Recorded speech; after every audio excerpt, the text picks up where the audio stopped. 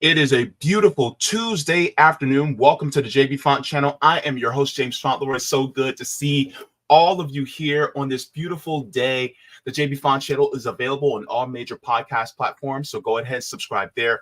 Also part of Revolutionary Blackout Network, so you can find me there on Sundays and Thursdays. If you have not already, please go ahead and give the stream a like. That pushes me out into the algorithm, so I may be able to be available in front of more eyes. So thank you so very much for that there. If you guys have not already, you guys can also go to my Substack at jaybefaunt.substack.com.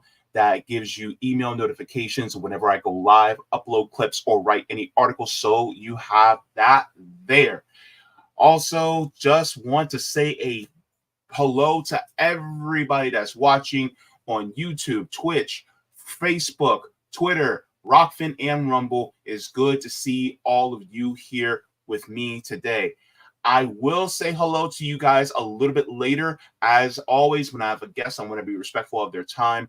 We do have a special guest joining me today. My guest is an activist, active advocate, organizer, former union steward, author, and historian, you can say too.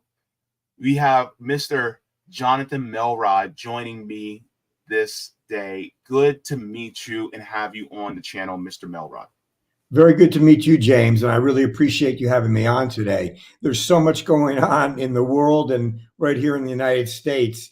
It's a time for everybody to be sort of becoming aware of and paying attention to events going on all around them. Yeah, absolutely. And, as I was talking to you earlier, a little bit off camera, one of the things that was something that really was heartening to me is seeing a lot more people, especially a lot of younger people, that are really building up. They're getting in the streets, they're activists, they're organizing, and it is scaring the powers that be in a good way. And so one of the things that I actually want to start off with is what spark led you to being an activist and organizer, and how does that translate to where you are today? Yeah, that's a pretty big question, but I'll try and, work through it and give people a little bit of an idea, because people say to me often, how did you become political? And I can't say it was my parents or my family. It really, it wasn't that. But I grew up in Washington, D.C. in the 1950s, which was really a, hop, skip, and a jump from Jim Crow South, from the Jim Crow South. And, I'll give you a couple examples that I observed as a child that just had a big impact on me throughout my life up till today. When we were kids, we used to go to Glen Echo Amusement Park in Maryland. And it was all white. I never thought about it at the time, but before 1960, it was only white kids that were allowed in, white families. And in 1960, Black students from Howard University in DC started to picket, asking that the park be integrated. And the response was vicious. I mean, there were a lot of rednecks and racists that came out of the woodwork, coming down on the students, Black students, and eventually pouring bleach into the pool so that nobody could swim, Black or white, for that matter. And they closed Glen Echo for a period of time. Eventually, of course, it was desegregated, but it took that much. And, we as kids were like, it didn't make any sense. Black kids, white kids swimming in the pool together. That's something that society has to imprint on you, racism and separatism. It doesn't come from when you're a child and you're just open to everybody. So, and that, there were more examples. Remember once when we were young, my father took us for a drive out in Virginia on a Sunday, and there was a Black chain gang. Everyone was in it was Black, wearing, big black and white stripes, chained together at the feet and shackled at the arms. And, these big, overweight, white Southern police carrying shotguns, riding on horses. And it left me with this sort of questioning about why was this going on? Why were certain people being treated this way? Yeah. And then in 1964, we were starting to pay attention to the world, and 3 young civil rights workers who were down south organizing voters, black voters, Schwerner, Cheney, and Goodwin, were murdered. And well, first they were arrested by the police in Mississippi, and then they were allowed out the back door of the police station and handed over to the KKK. And they were killed. Wow. And I decided, hey, they are only a few years older than me, and that could have been me, and I needed to do something. So I took 3 buses. I was in DC, across the city, to work at SNCC, the Student Nonviolent Organizing Committee. At that time, it was H. Rap Brown and Stokely Carmichael right there in the DC area. And again, to get there in the middle of the summer, I'd have an air-conditioned bus in the northwest side of DC where most whites live. As soon as I transferred in the black community, they'd be old raggedy buses with no air conditioning. And DC is always about 90 or 100 in the summer. So those lessons kept appearing to me that we lived in a very unequal society. And I'd say that was my initial impetus to become active. And when I was working at SNCC, every day I'd be sending out letters with Schwerner, Cheney, and Goodwin's picture on them, trying to get out the word of what was happening to young civil rights workers in the South. Yeah. Wow. And so, from what I have been, because I've been doing a little bit of reading, you also had been active in the union sector, especially in regards to like the UAW, the Steelworkers Union. And so that, ushered you even further into more activism work. If you can talk about that just a little bit too. Well, if you don't mind, I'll just preface it by activism at the university, because that's really what took me into making the decision to go to work. We can definitely go there right now. Yeah. Yeah. I went to the University of Wisconsin-Madison, and I went there very purposefully because it was known as the most political, radical school in the country, where the student movement was, really tremendously active. Students for a Democratic Society was the organization we were all in at the time. And there were 100,000 college and high school students in it. And it was, it was based on opposition to the Vietnam War and support for the Black Liberation Movement. And so the first week I got to college, I found out that I was going to be required to take ROTC classes. Well, there was an SDS meeting, Reserve Officer Training classes, and we met, and the freshmen said, we don't want to be taking ROTC classes. They're basically preparing us to become second lieutenants in Vietnam. We don't want the university creating more officers to lead troops in a war that's a civil war that the United States should never have been involved in.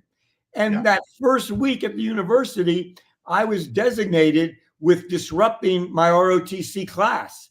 So I stood up in the middle of the session and I confronted the second lieutenant who was running it, trying to tell us the benefits of being in the military. It would pay for our schooling and we could all become leaders of men. And I said, look, we're fighting an unjust war. I'm here to tell you that I support the National Liberation Front because they're fighting for liberation. And you know why so many second lieutenants are getting fragged, shot in the back by their own soldiers? It's because American young men do not want to be fighting there. And in the end, if you read about it, really the reason the U.S. got out of Vietnam was they lost control of the military. The guys would go out into the jungle 200 yards and they'd sit down and they wouldn't fight. They just said, to hell with this war, we're not participating. Basically, they went on strike. And there were 250 newsletters and newspapers on military bases in coffee houses near military bases and in the military itself opposing the Vietnam War. So that's where a lot of our activism came from as college students. Wow. And I also heard stories about particularly a lot of Black Vietnam vets, where they would go to fight in Vietnam, and then the Vietnamese, the Viet Cong, wouldn't kill them. And they basically took mercy on them because they knew what they were going through in the United States. And a lot of the Vietnam vets, the Black ones, said, why are we being more respected by the Viet Cong than we are by the people here in the United States? And so that radicalized a lot of them coming back. And then on top of it, you have a lot of white Vietnam vets that are going, what are we there for? We're literally massacring people for what?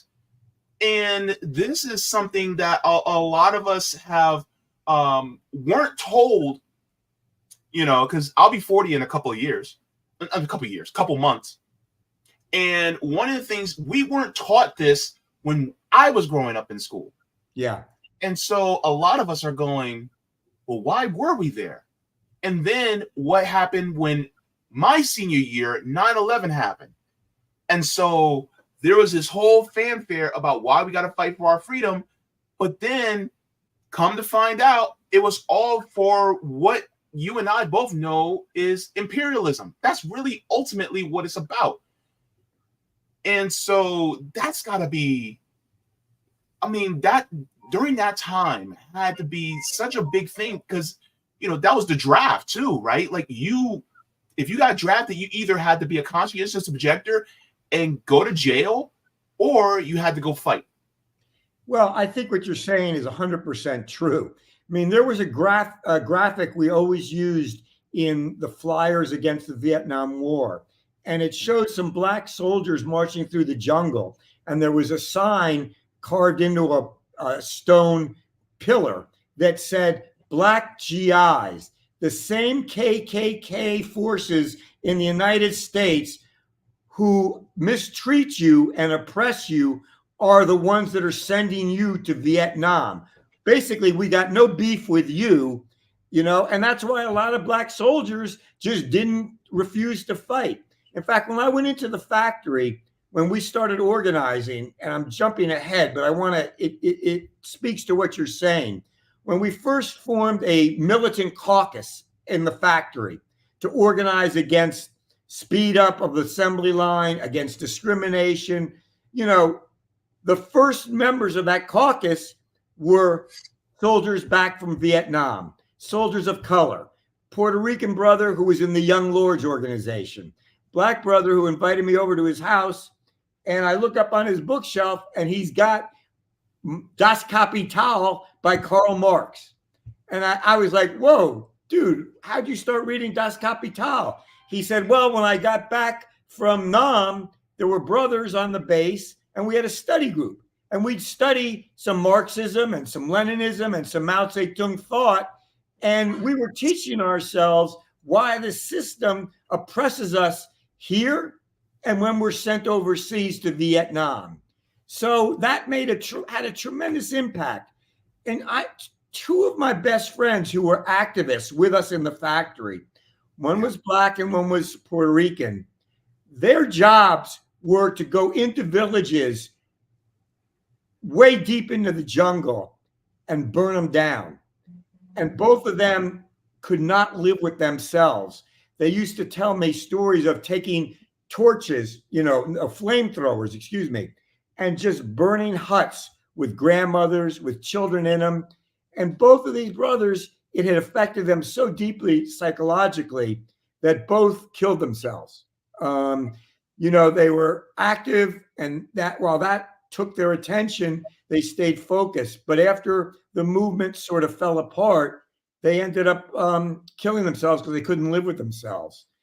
So that's the devastation. We know what it did to the Vietnamese, and that's the devastation it did to our guys that came back and had a conscience and really couldn't live with themselves for what they had been ordered to do. But let me get to where I'm in school, and I'll talk about why I went into a factory to be an organizer. like you referred to. You know, when we were in school, there was so much politics swirling all around.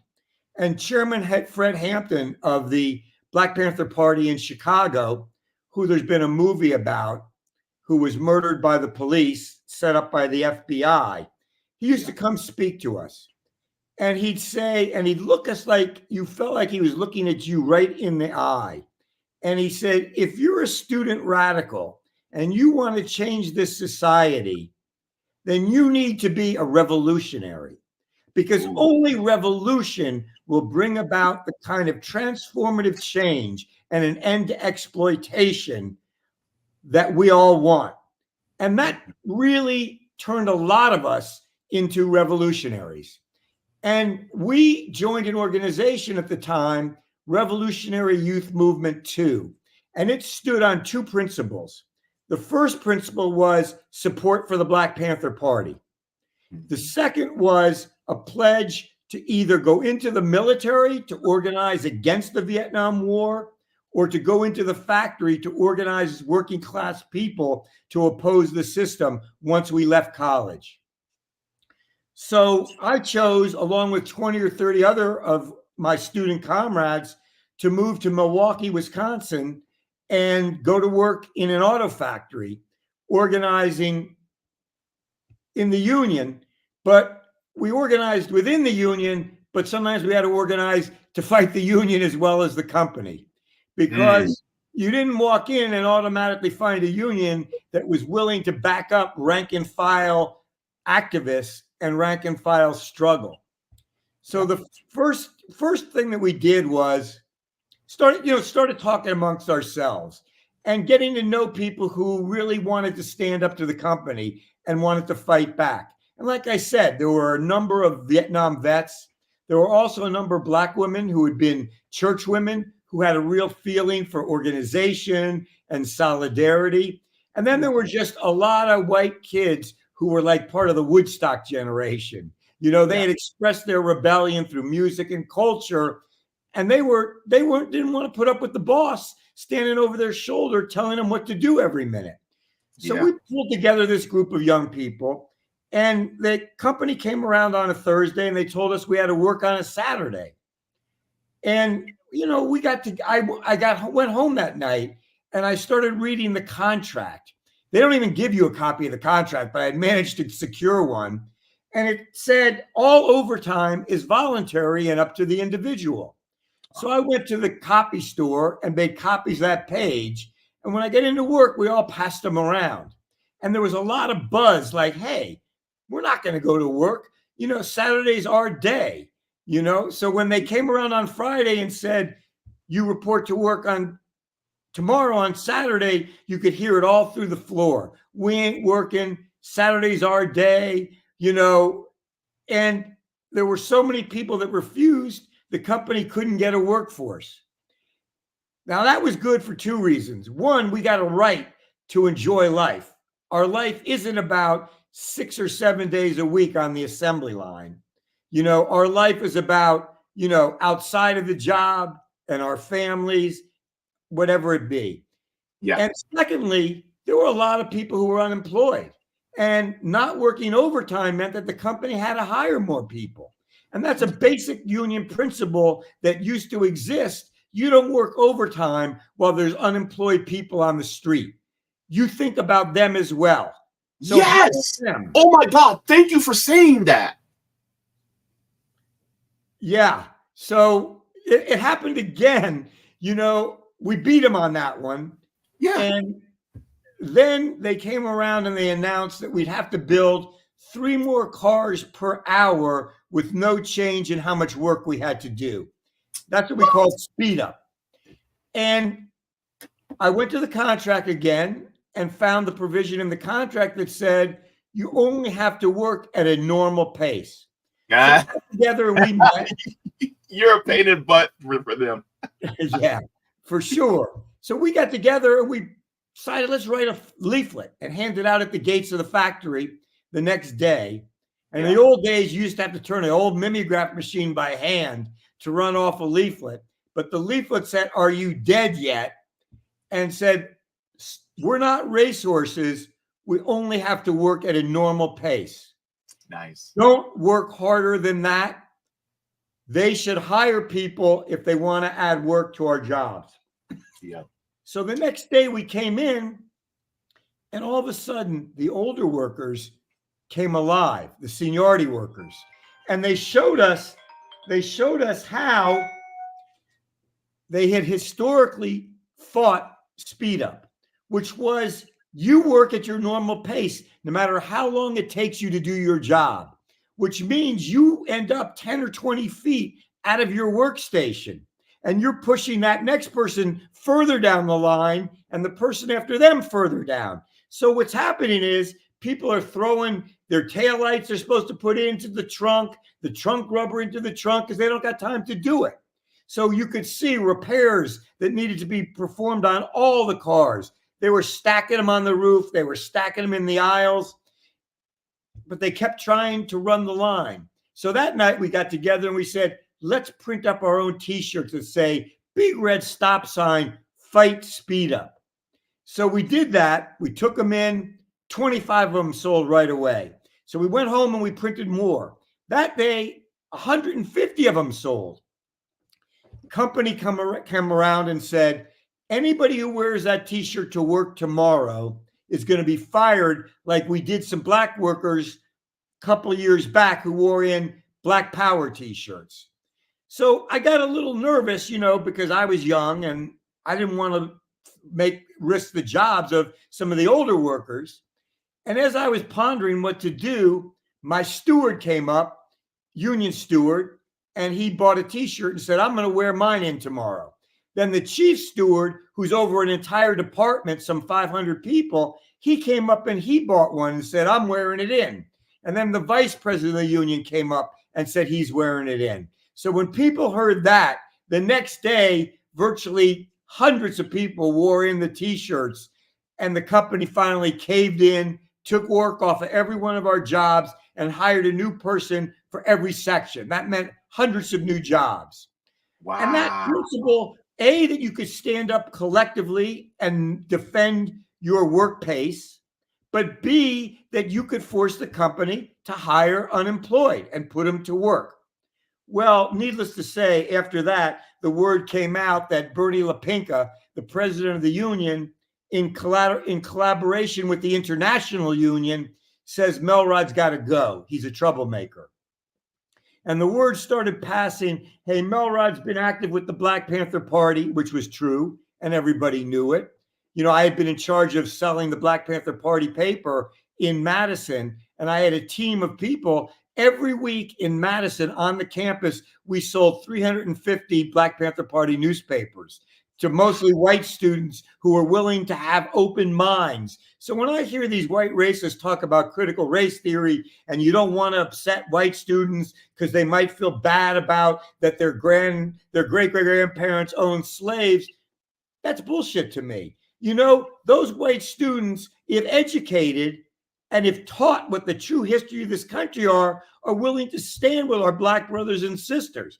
So when we went on strike for the Black student strike, we struck to get Black studies, to get a Black studies department, to get a Black cultural center, and we shut that university down. We closed down every building on the liberal arts campus. And when they brought in the National Guard with bayonets to push us out of the way from blocking buildings, we called for a march that night. And that night, 10,000 students out of some 30,000 students marched on the state capitol building. That meant that 9,500 of those students were white, because there were only 500 Black students at that time in that huge campus. So those 9,500 white students were out there fighting for Black studies, for the admission of more Black students. So lessons of history need to be learned by young people today, and it's going on around this Palestinian protests that are happening all over the country. We see that same sort of spark of activism spreading from campus to campus. And as you said to me earlier, these students are fighting imperialism. They're not just fighting a bad war, or an isolated war. they tie it into the whole system of imperialism, which the U.S. props up around the world and which they're using Israeli proxies to create an apartheid state in the Middle East. Absolutely. And in fact, because you mentioned that, I'm so glad you did. I want to share, this is what's been going on over the last 5 days or so. So if anybody is unaware, students at Columbia University are actually protesting the genocide that's going on in Gaza. Let's just take a look here. The police, the goons of the capitalist state, are once again interfering with free speech.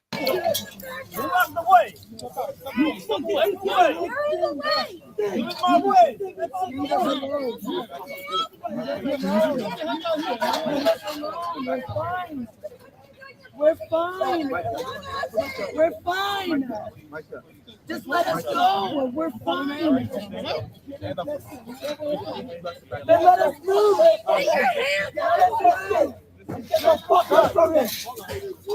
Guys,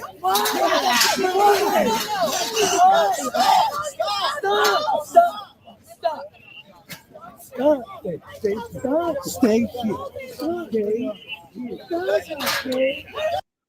So that's basically the gist of what we've been seeing over the last few days. This is nothing new for you to see, Mr. Melrod. It looks like, you know, something that you've seen time and time again in your activism work, right? Yeah, it really is. And, you know, the capitalist state never learns its lesson. There's a saying, a Chinese saying, which is picking up a rock to drop it on your own foot. Every time they bring in those police as goons, like in that clip that we just saw, they motivate more students to come out the next day. And I was just reading this morning that students at Barnard, the faculty are having a 3-day sick out to support the students who've been disciplined for Palestinian protests. So this is spreading to campuses all over. As I was telling you, I got an email this morning asking me, could I get some legal observers to go up to Humboldt State University, which is way in Northern California, because students have occupied the buildings to protest the war in Palestine. So, you know, it's going from Humboldt County to Harvard University, you know, to, you know, NYU, to colleges all over the country. And it's pretty inspiring to see these students standing up to the system and fighting for justice and fairness and against genocide in Palestine. Yeah, here's another one of NYU students that are actually right now, they are also starting their own campment. As we can see that this is, you know, over the last 24 hours, now NYU is starting camps. I'll mute that for a second. But NYU students, University of Michigan students as well, also started camping out on, you know, and occupying the university property. I'm hoping that that University of Central Florida does the same. I'm hoping USF does the same thing.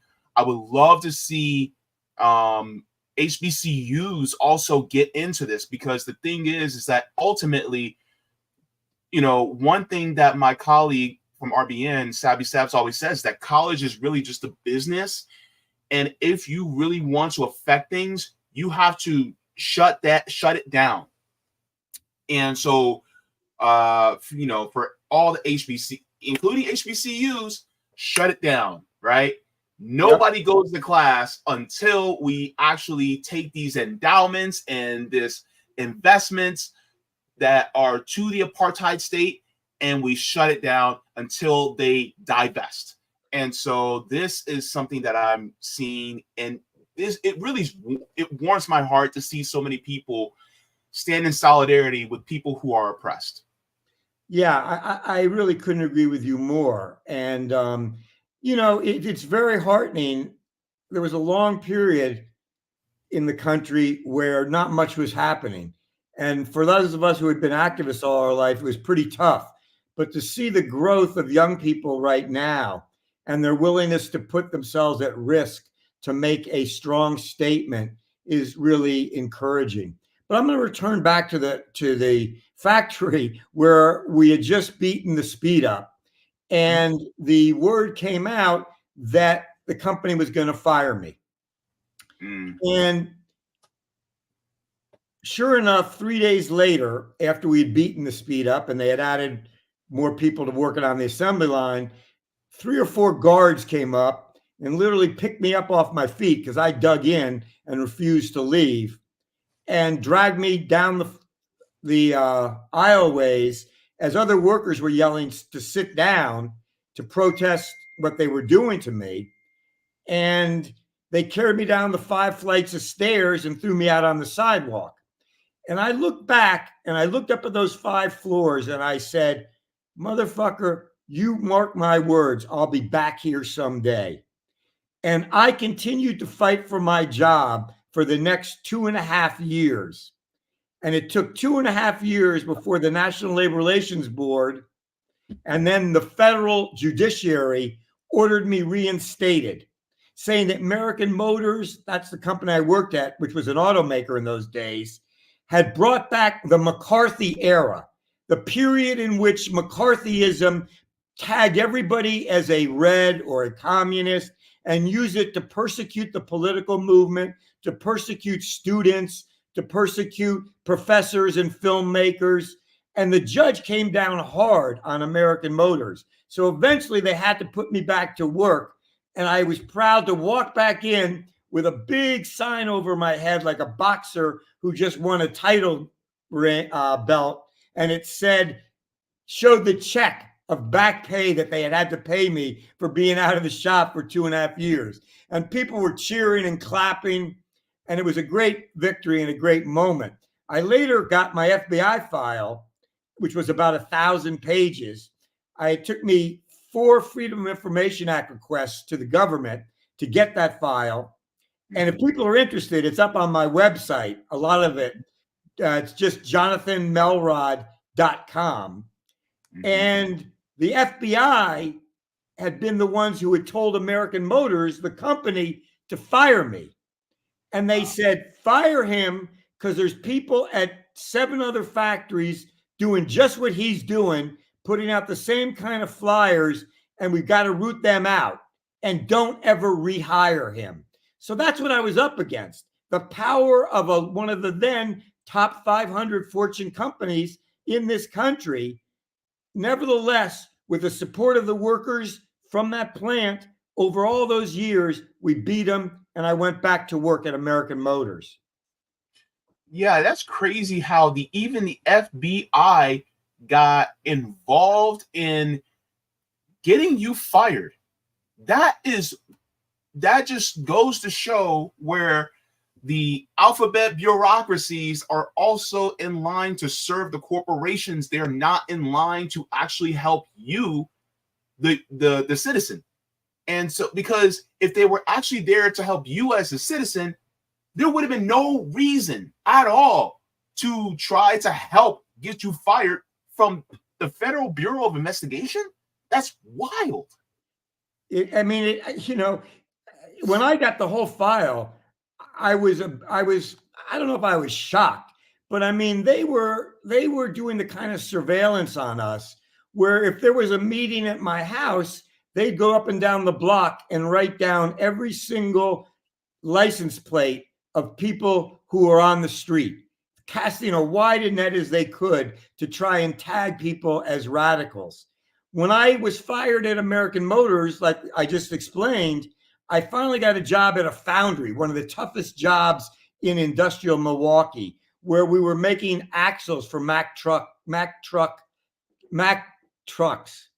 And I was getting close to my 90 days when I would be off of probation and be in the union.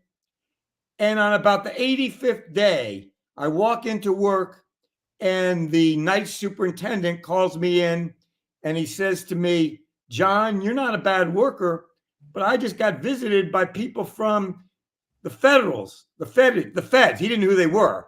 And they told me I got to fire you.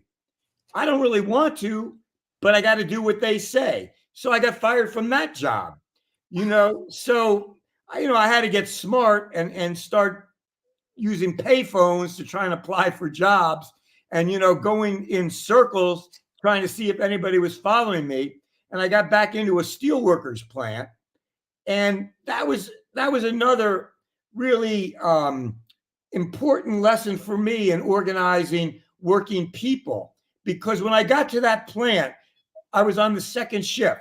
And almost all the people on second shift were young white guys who drove big muscle cars with wide tires. And, I said, all right, well, I got to organize these guys. I'm an organizer. I went in here to do something, to create a fight back movement.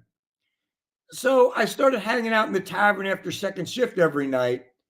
And I had never been around people that use the N-word so much.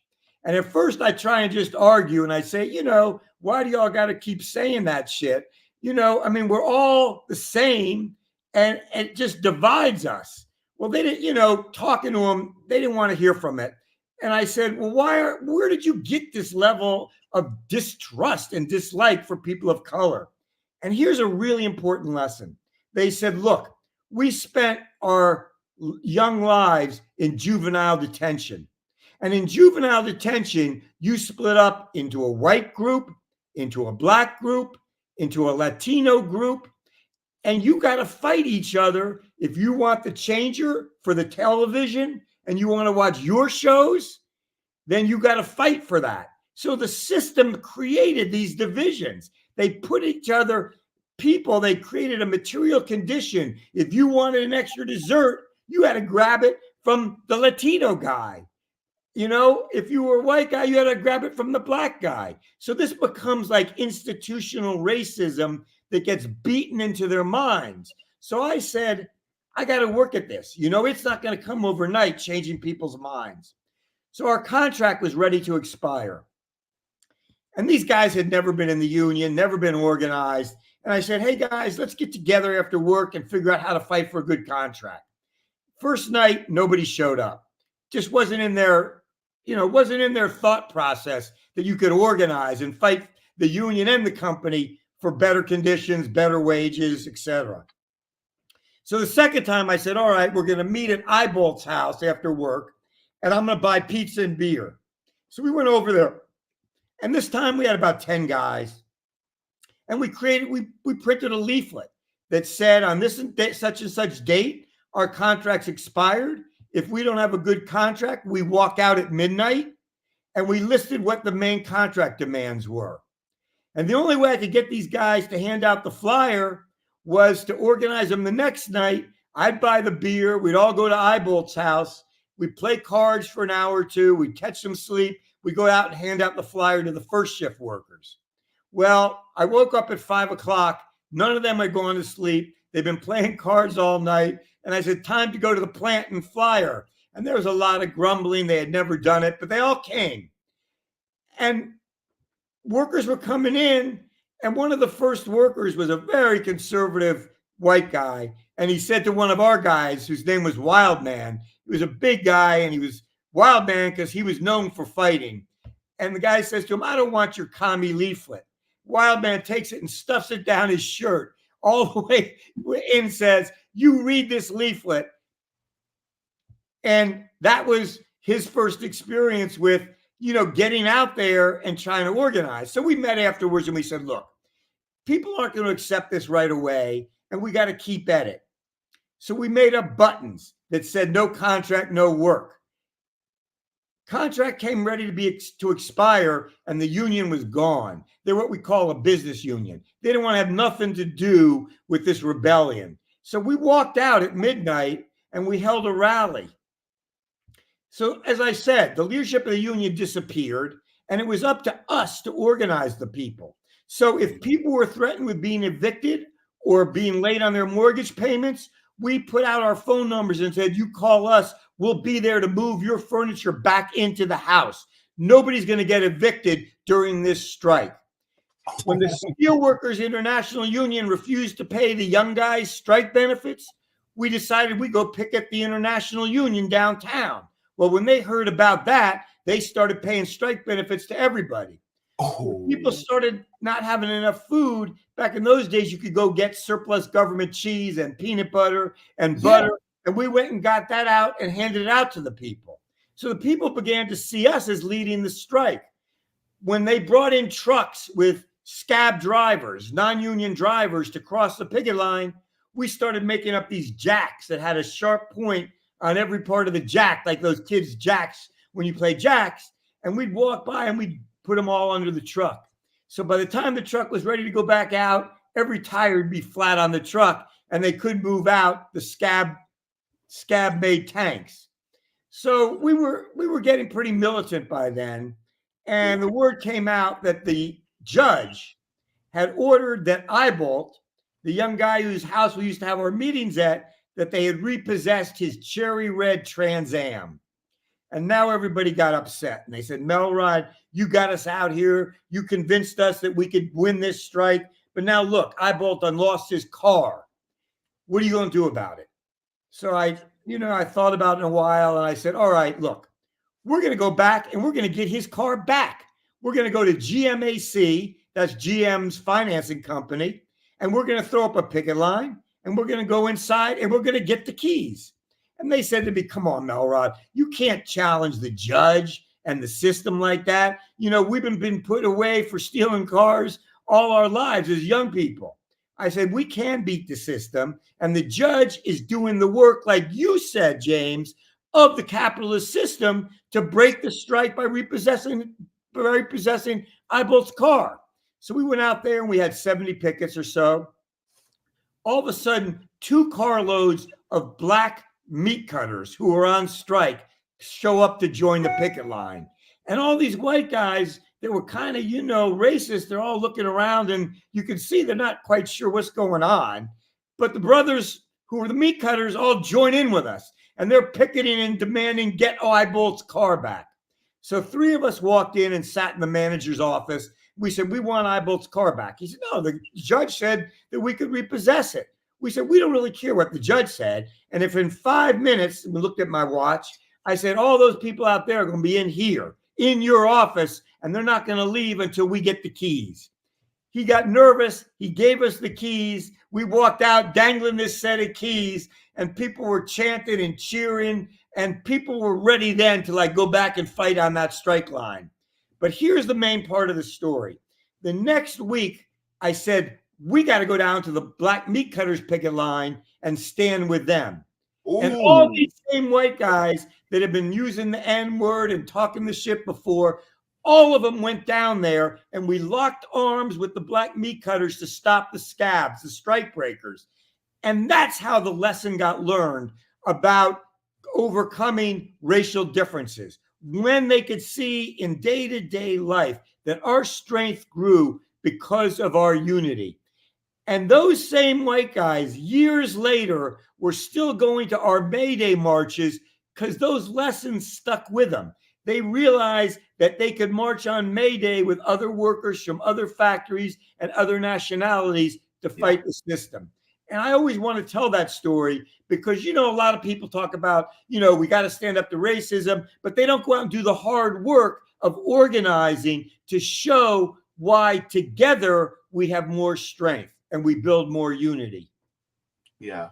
Actually, that actually brings a question to my mind because there seems to be, and I think this is more indicative of the online left, that you have some saying that we need to focus on just class only and just leave race, behind. What is your thoughts on that? Because as someone like myself, and some of us at RBN, we will say that class is actually an identity too. So identity and class intersect, but some will say, no, we just got to focus on class. What say you on that subject? I know it's kind of a big question, but if you can kind of tackle that a little bit. It's not really that big a question for me. Since the first black slaves stepped onto this continent, the system has been based on white supremacy. And that's just a fact. You just got to look at history to understand that. Okay. So white supremacy has produced under capitalism a two-tier system. Black people do not have the same opportunities, the same rights, the same treatment from the police, the same rate of admission to colleges as white people do. Now, that's not to say that white people who are in a factory got it good, because, they're also being oppressed by the capitalist system. But if we don't go out and tackle the racism on the job, in the educational system, we can never build a movement that can challenge capitalism, because the oppression of Black people is part of a class system, but it's something unto its own. It's utilized by the system to divide us. And us white people need to recognize that and fight racism. For us, it was on the job. They would not give Black workers in American Motors relief jobs, because that was a little bit better of a job. You got to go around and relieve different people during the day. You weren't on the same monotonous 8 hours, putting in seatbelts like I did on the same car 1 minute. So we said, that's not right. Black workers got as much right as white workers for that job. So we started a movement to demand that every relief job be put up on a bid board where everybody could bid for it by seniority. And that showed the Black workers we were willing to stand up for that issue where they were not being entitled to being relief people. Okay? And we won that in a contract. And that's a big victory. It may not sound like it, but it's a big victory because we had taken down one notch of white supremacy in the factory. Mm-hmm. And I could go on and on. I mean, that became one of the planks of our caucus. Fighting Times, which is the name of the book I wrote that you put up on the notes. But I wrote a book, Fighting Times, Organizing on the Front Lines of the Class War. And it's right now it's on sale for May Day sale at 50% off at pmpress.org. And you just put in the discount code abolish work in capital letters. There you go. Brother James has put it up. So, I forgot where I was just going with that. I'm sorry. I'm 73 and I'm getting a little bit forgetful. It's all good.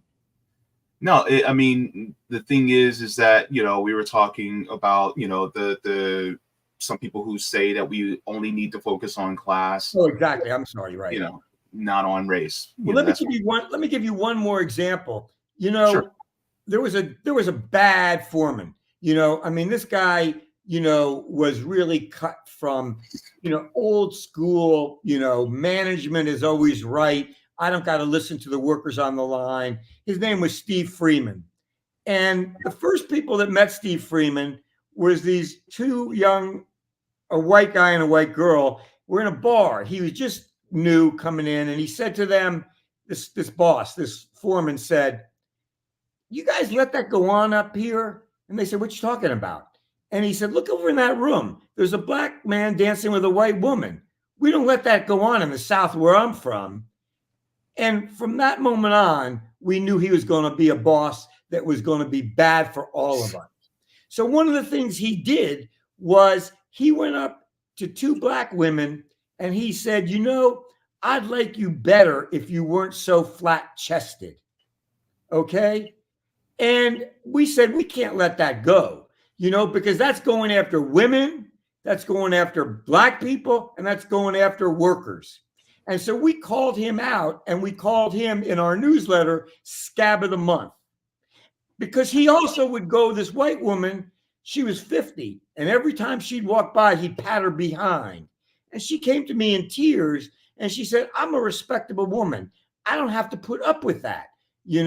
And so we started a petition to get rid of him. And every white worker, every black worker, whatever, in that department signed it.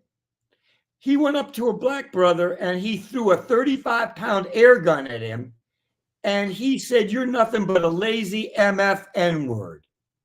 Okay. So what we did is we had 7 stewards follow that foreman around all night. Like, they wouldn't let him out of their sight. And if he so much as picked up a screw or touched a car, we'd write him up and demand 1 hour's pay because he had done union work. And that grievance would pay the person who wrote him up 1 hour. So we made Steve Freeman's life so unbearable in that factory that for the first time they had to fire a supervisor, and they fired him because he was a racist, bigoted, malicious foreman.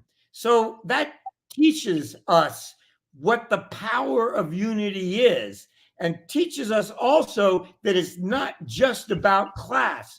Those people who say that are misinterpreting the history of struggle in this country and misinterpreting how we build a movement to challenge exploitative capitalism. Thank you for that explanation very much. One of the things that I wanted to share was this site that from PM Press. It's pmpress.org, right? As you guys can see, this site looks pretty based. So it has different books that you can go to. Of course, Jon Melrod's book is also in here as well. So I, encourage people to go this, and your book is also in here. Yeah, it is somewhere. I'm not sure. I mean, we were up to now 3,800 copies of the book sold. And okay. We're trying to get to 4,000, which I'm pretty proud of for an independent book. That's pretty good. And a lot of the people you talk about as social media revolutionaries, the one thing I got to say is they've been reading the book and getting back to me about it. And I'm able to talk to them about what you and I, James, are talking about right now. So, the further we reach out, the further we can talk to people, the more people we win to our understanding of what change has to be made and how we have to go about making that change. As you can see, PM Press has a real good listing of catalogs of books that it sells. And people should go and check it out. You're going to for sure find something you like. And, for May Day, you use that abolish work code and you get 50% off. And my book, again, is Fighting Times. Yeah, there it is, right there. Yeah. So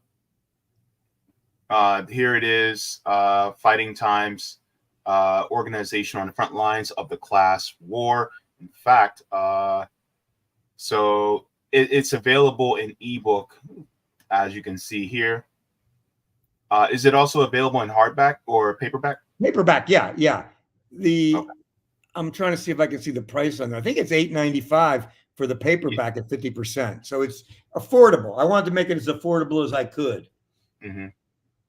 Perfect. So I'm putting that in there as well. And for anybody that is interested in getting the book, of course, all you got to do is put in the discount code abolish work for 50% off for the May Day discount. So you guys have that there too.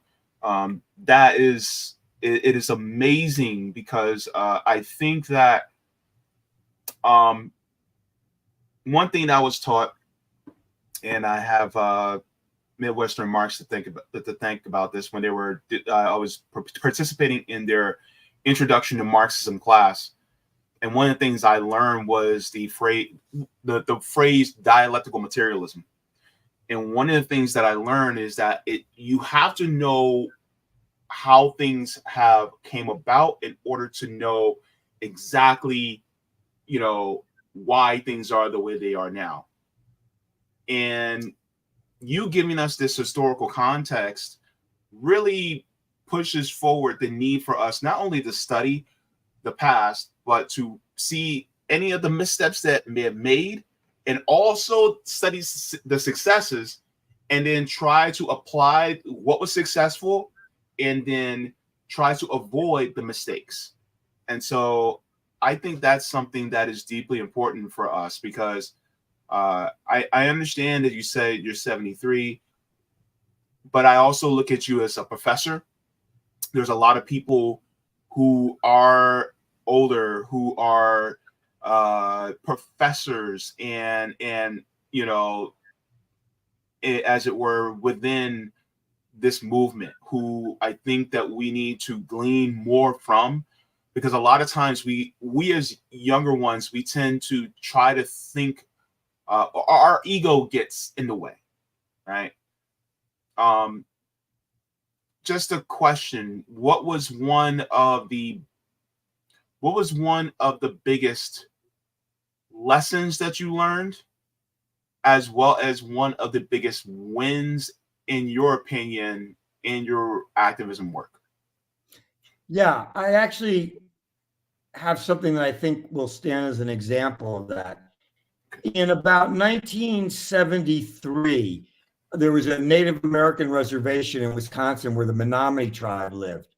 Mhm. And word came out that the Menominee warriors, who were mostly all Vietnam vets, had seized an abbey on the reservation, demanding it be made into a medical facility because they had no medical treatment within, I don't know, 100 miles of the reservation. And I said, you know, this was right after Wounded Knee, where the FBI had killed a number of Native American activists in AIM, the American Indian Movement. And I said, if somebody doesn't go up there to this reservation in Wisconsin, they're going to kill those Menominee warriors. So I decided to go up there with another activist and try and do whatever we could to help them. You know, and it was way up north in Wisconsin. Snow back in those days was about 3 or 4 feet high. And we went into the community center where most of the, you know, people in the tribe were hanging out while the warriors were in the abbey. And nobody would talk to us. They didn't want white people on the tribal lands. And it was, you know, at first I'm like, you know, what am I going to do? I said, you just got to keep trying. Keep talking to people. Night came. They went around, served everybody dinner, walked past me and the other white guy that was with me. Didn't serve us food. So I said, all right, let's go get a motel room. We'll come back tomorrow. We came back the next day and we were talking and talking. Finally, this one young guy says, what are you guys up here for? And I said, look, I've been an organizer all my life since I was 14 years old. And I can tell you, if we don't do something to break the siege, because the police, the state troopers had surrounded the abbey and there was gunfire going back and forth because all the Menominee warriors were Vietnam vets. In fact, they were so good that when one of the cops walked by carrying a lantern, they shot the lantern out of his hand. They had been marksmen in Vietnam. And it was just a warning, nothing more. Okay. But, you know, the state police and the white vigilantes who were called the White Committee of something, they were blocking food from getting through to the warriors. So I made this proposal. I said, I'll bring up 500 people this Sunday to march in support of the warriors, and we'll march right up to the police lines and break through them to open it up so they can bring in food. And at first they were kind of, you know, who are you? And are you in the FBI? You know, and they finally said, okay, let's do it. We're in, the tribe's in. And they said, but to make sure you're not an FBI agent, you're going to be the first person in the front of the march. So if anything goes down, any gunfire, you're going to be the first to get it. But I called back to my comrades in Milwaukee and Madison, and they put out the word and they organized. And come Sunday morning, 500 people showed up to join the Menominee warriors on this march. Wow. I heard these young warriors saying, young Menominee who were marching with us, saw all these black guys who had come up with us, and I heard them using the N-word. What are they doing up on our reservation? And I walked over and I said to them just this. I said, look, today ain't about that kind of bullshit. Today is a day that we're all here to defend the warriors. So we're all here for one common purpose. And they stopped that talk. You know, again, they could look around and see, you know, that the divisions were less than the unity that we were establishing. So we started marching to the Abbey, chanting, open the police lines, let food in and whatever. And we were getting closer and closer. And those county sheriffs had what you call grease guns. They were carrying automatic machine guns. their own private weapons. And I got to say, it was a little intimidating being the first guy in the first line as we get closer and closer and closer to the police lines. But we had brought up so many people, and so many tribal people came out to march. The old people, the young people, they were all there.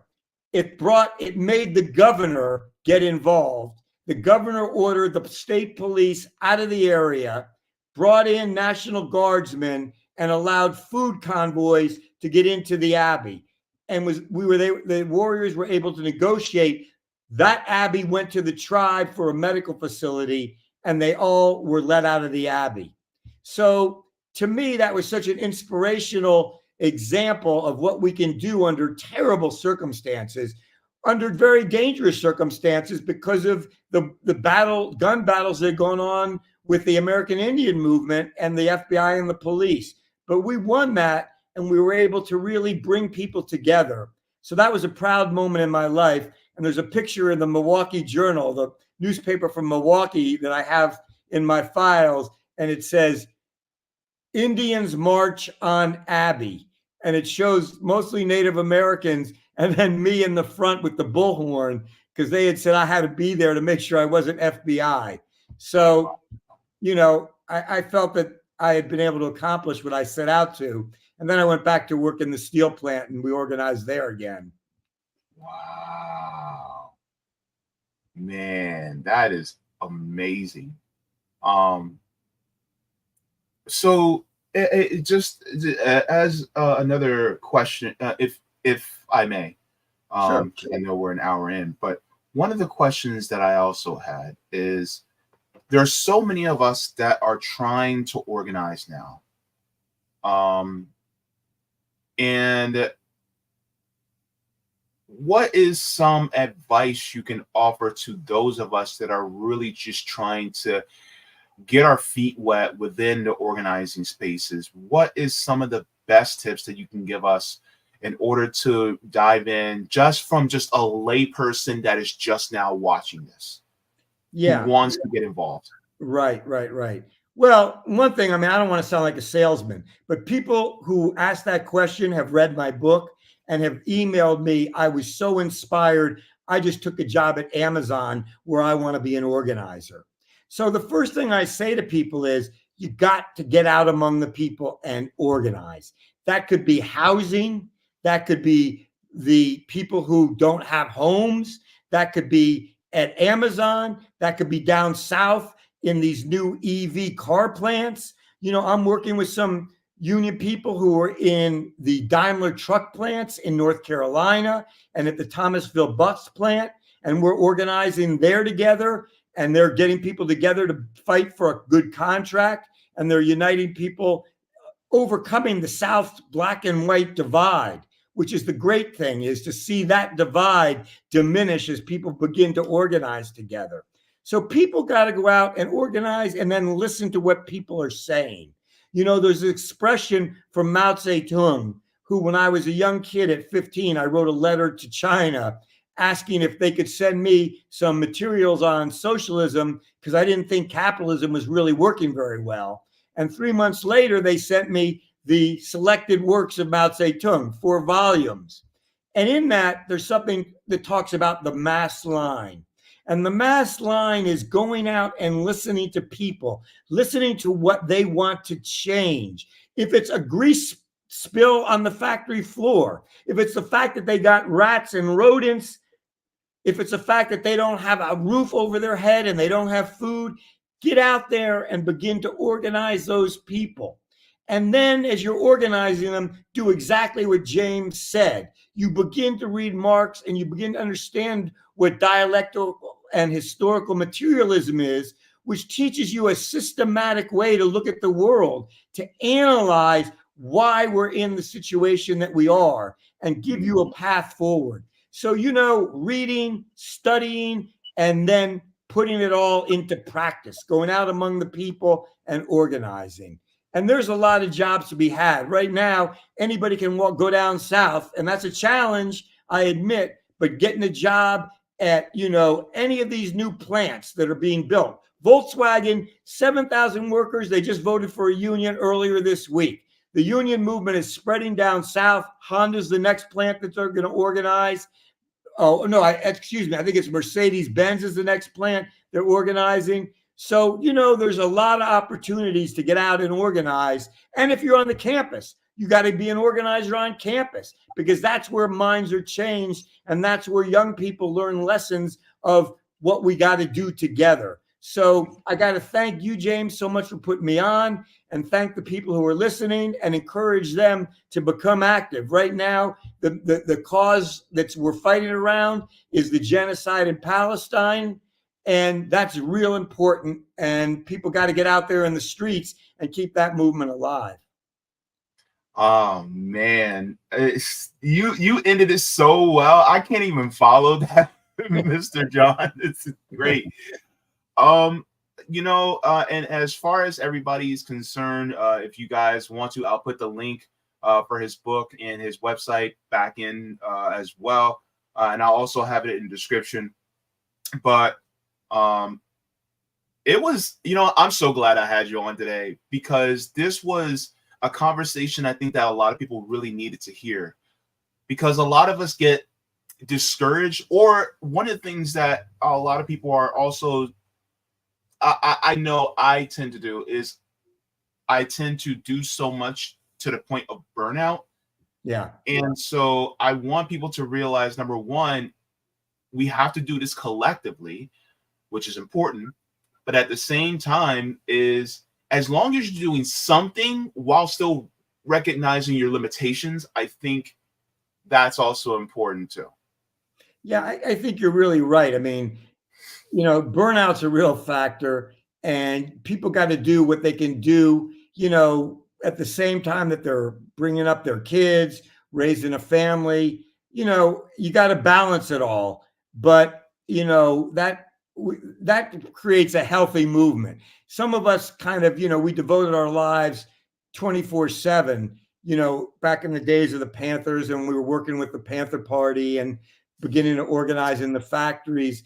And, we did get burned out, and I don't want to see that happen to people. So you're right. We got to take care of each other collectively. We got to support each other. And then we got to get out there and do the hard work of organizing and reinforce each other in that work, not rip each other down over small sectarian, petty political discussions. Hey, none of us know what's exactly the right road right now. Together, we got to find it.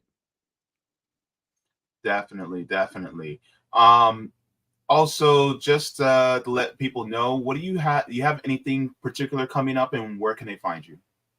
Well, really, I mean, just, on my website is an important place to go, because it's got a lot more than we've talked about. I mean, it really talks about the years in Madison, the work with the Panther Party, the work in the factory.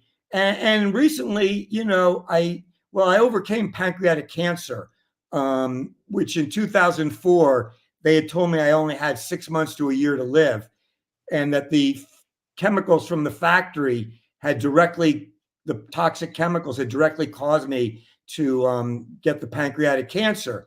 Took me a number of years to recover from that. I beat it. I mean, that's another example that you can win a lot of battles if you determined to do it. And that's what I was. I was determined to beat that cancer, because I had young kids, 5 and 7 years old. Mm-hmm. But a lot of that's on the website, including that battle against pancreatic cancer, which has inspired a lot of people who have cancer to let them know that you can beat this, and you can rely on other medicine than Western medicine, alternative treatment, Chinese medicine. I went through all of that and utilized it all. And I think that's why I'm still here today. So I hope you get the book, and I hope you're inspired by it. And, James, thanks again for having me. Thank you so very much for coming on. Please come back again soon. I actually want to talk about the latest things that are happening in the news and get your thoughts on it. So please be sure to keep an eye out on your email for whenever I invite you. I'd be happy to. Be a pleasure. Definitely. Sounds good. Sounds good. Thank you so much, Mr. Melrod. It was so good to meet you. All right. Talk to you later. All right. Bye-bye. All right. So I am very happy to have that conversation because it was necessary for all of us, including myself, to hear the wins. Because a lot of times we hear the negative news about what's going on. And of course, it's my job to report to you guys what is going on, not just domestically, but also internationally, right? But it's also important to hear, look, this is what we did before. We won. We got this done. We can do it again. And so I think this is something that is necessary for us to hear. And as you guys are looking right now at what's going on with the protesting and the genocide in Gaza, there is underpinnings of more protests about the genocide going on in Congo. There's more underpinnings about the protests against what the United States, Canada, and France is doing in Haiti. So all these different things are coming together and really just waking up a lot of people, particularly a lot of younger people, which is great. But a lot of us that are a little bit older, myself and many people who are millennials, Gen X, a lot of us are also going, wait a minute, we were propagandized to no end to think that this is the only system that we can think of. And now we're saying, I think there's something better. And so a lot of us are actually going that route too. It is very hopeful and promising. That's something I see. And so I honestly think that it is important that we continuously look towards meeting with people who are like-minded, who are fighting for the same things. Now, if you guys remember on Saturday, I did that reaction to Second Thought about organization. And one of the videos that I played was Kwame Ture speaking about the need for organization, right? Now, of course, you heard Mr. Jon Melrod. He talked about how he was part of SNCC, how he was part of different union organizations and other different organizing committees. And that is important. Could you possibly do the same thing right now? In fact, I would implore you to do the same thing right now, to be part of something that helps your community so that you can actually help change this system. If I want to break down a rock, but it's a big rock, and all I have is my little hammer and chisel, 1,000 people with hammer and chisels can take down that rock. This is why it is important to organize, to get people together. Because if you only have enough energy to give one good whack, but if you have 1,000 people behind you that can also give a good whack, you see, right? So I think this is the importance of organizing. And if you guys know anybody that's doing organizing work, talk to them. See and glean from them what they can do so that you may be able to do the same. If it's somebody that just got into organizing work, see what, their thoughts. If somebody's been in organizing work for years, for decades, glean from them what, lessons that they learned. Like, for instance, I talked to Afeni. Afeni is, honestly, if I was a teenage father, Afeni could be my daughter. Like, that's how much older than Afeni I am. But even though she's significantly younger than me, she's been in the organizing spaces for a while now, and she has a lot that she can teach me. And so this is why I'm grateful for people like her, right? Rome is what, 31? I got almost a decade on Rome. But here's the thing, with people like him, he can teach me a lot of different things that I just don't know about. So also, even if they're younger than you, that doesn't mean they don't have something to teach, right?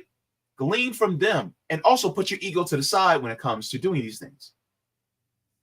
Man, I'm so glad I had him on, man. It was such a great thing. By the way, if you guys have not already, please make sure to give the stream a like. This actually pushes me out into the algorithm.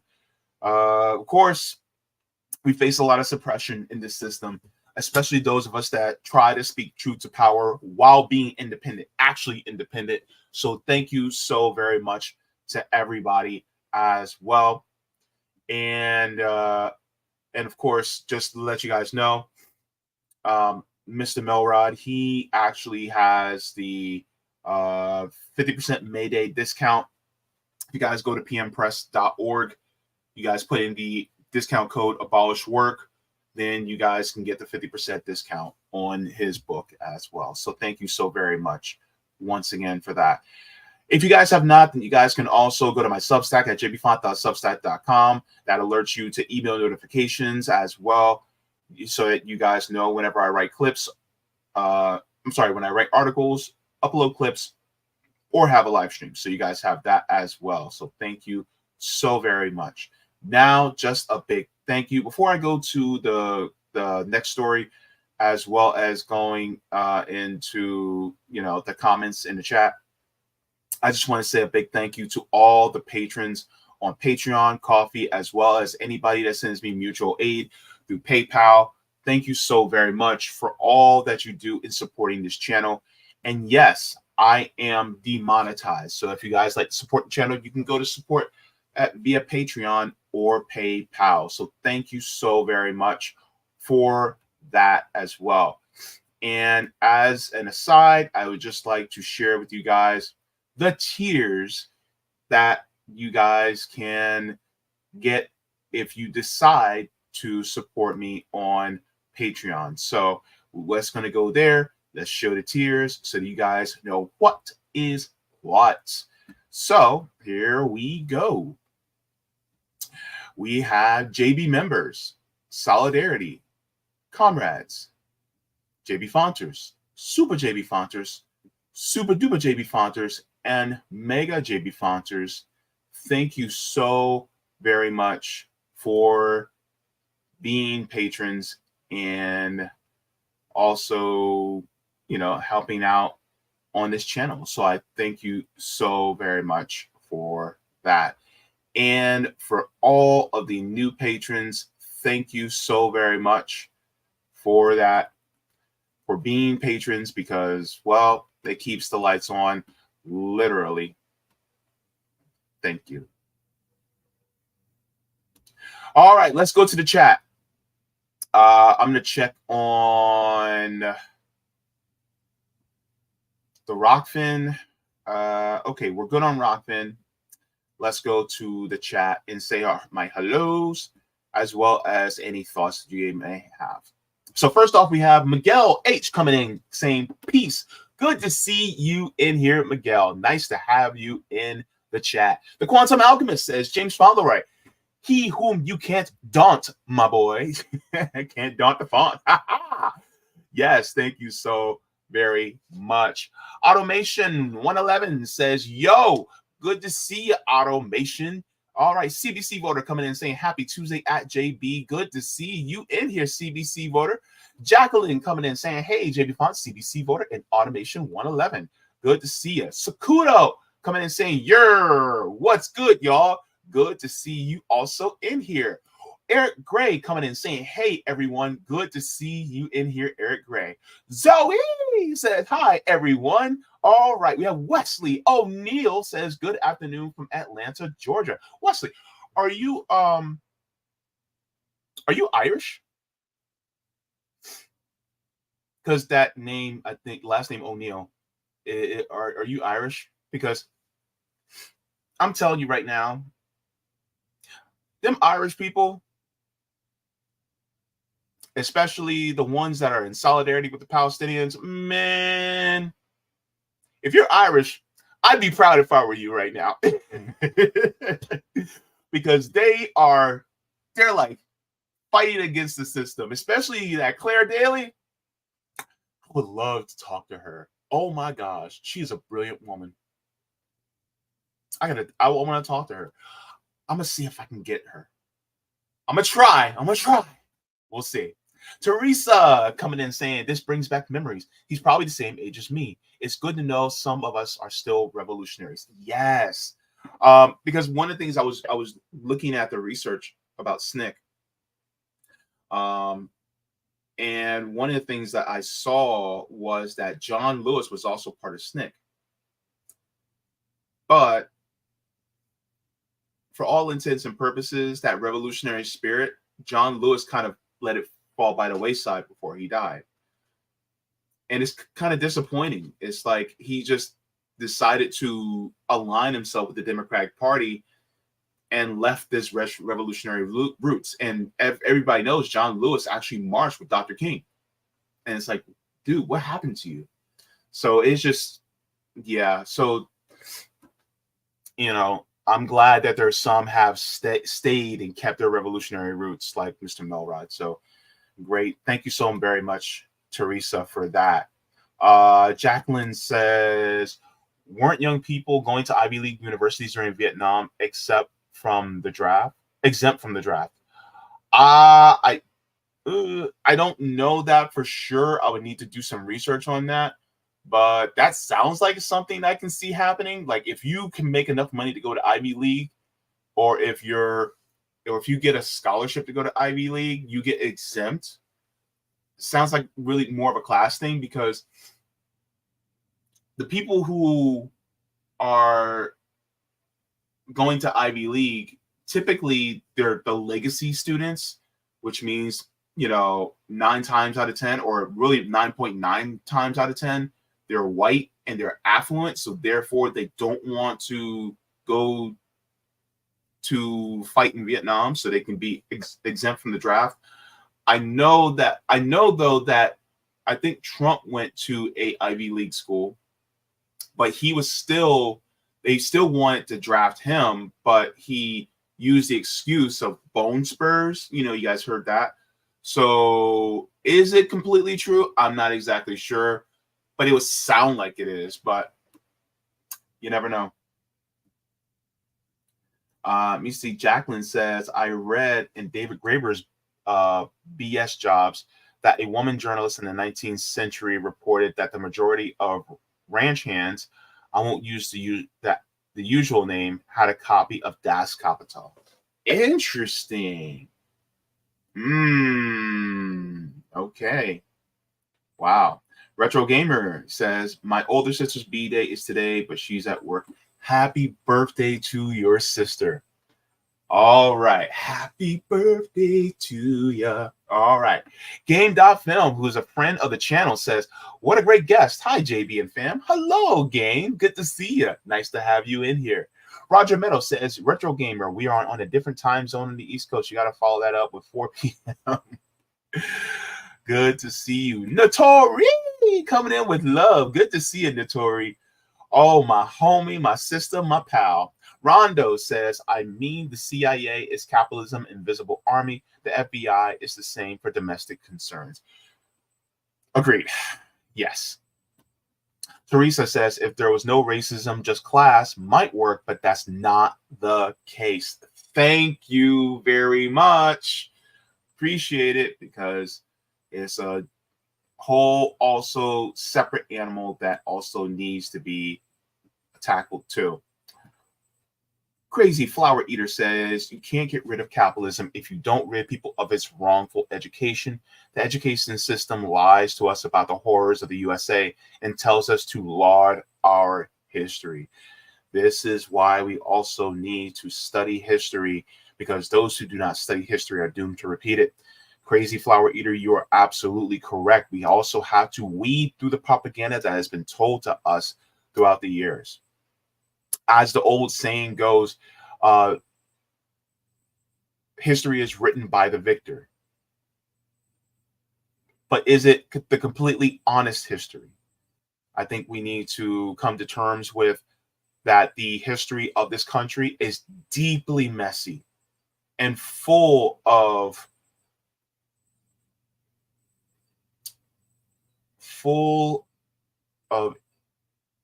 strife, full of harm, full of exploitation. And the only way to actually push through and change the system is to be honest with ourselves, contend with it, and do what we can necessarily to change it. This is why white people have to contend with the fact that even if your family came here as immigrants and didn't take part in slavery, you still benefit from the system of white supremacy, even though you never owned slaves. You still have to contend with that. Those of us that are men, we have to contend with the fact that patriarchy, yes, that also we benefit from that too. We have to contend with that. We have to see it for what it is and then fight to end and make a more equal and equitable system.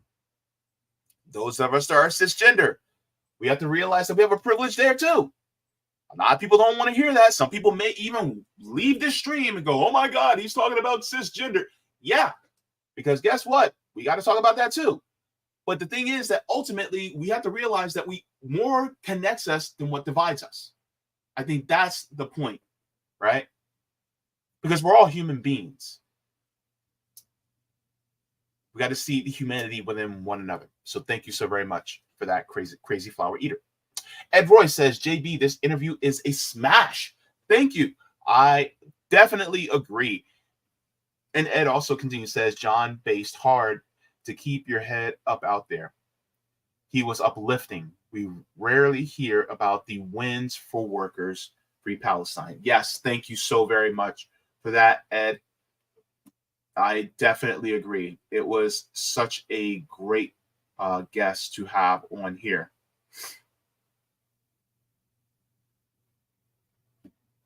Let's go. Let me do a couple more. Thank you, Laura. Says, thank you for that excellent and enlightening interview. Thank you so very much, Laura. Nice to have you here as well. ACAB includes Ice and Border Patrol says, I just turned 43 last month and I'm a grandma. Wow. Congratulations and happy birthday to you. Nice to hear. Oh, I'm sure that is a precious little angel. I'm happy for you. Babies are awesome, by the way. I don't care what nobody says. Babies are just great.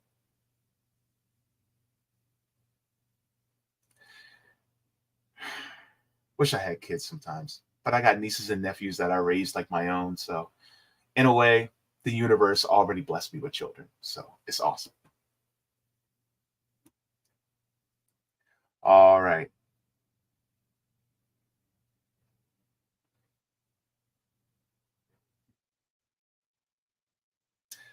Okay, so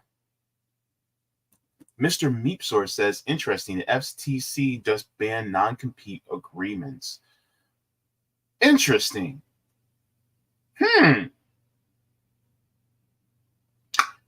Well, thank you for that. Ghost Nest coming in saying, thank you for the stream and hello again, chat. Today I'm continuing to reread Racecraft book by Barbara Fields. Ooh, nice. All right. Thank you so much for that as well. And yeah, well, yeah, big deal if true. Yes. Thank you so very much. All right. Now, let's go to the next story. I'll be doing a reaction because I think this is going to be interesting. Let's get into it. Government spending, asking what and how. This is going to be an interesting one.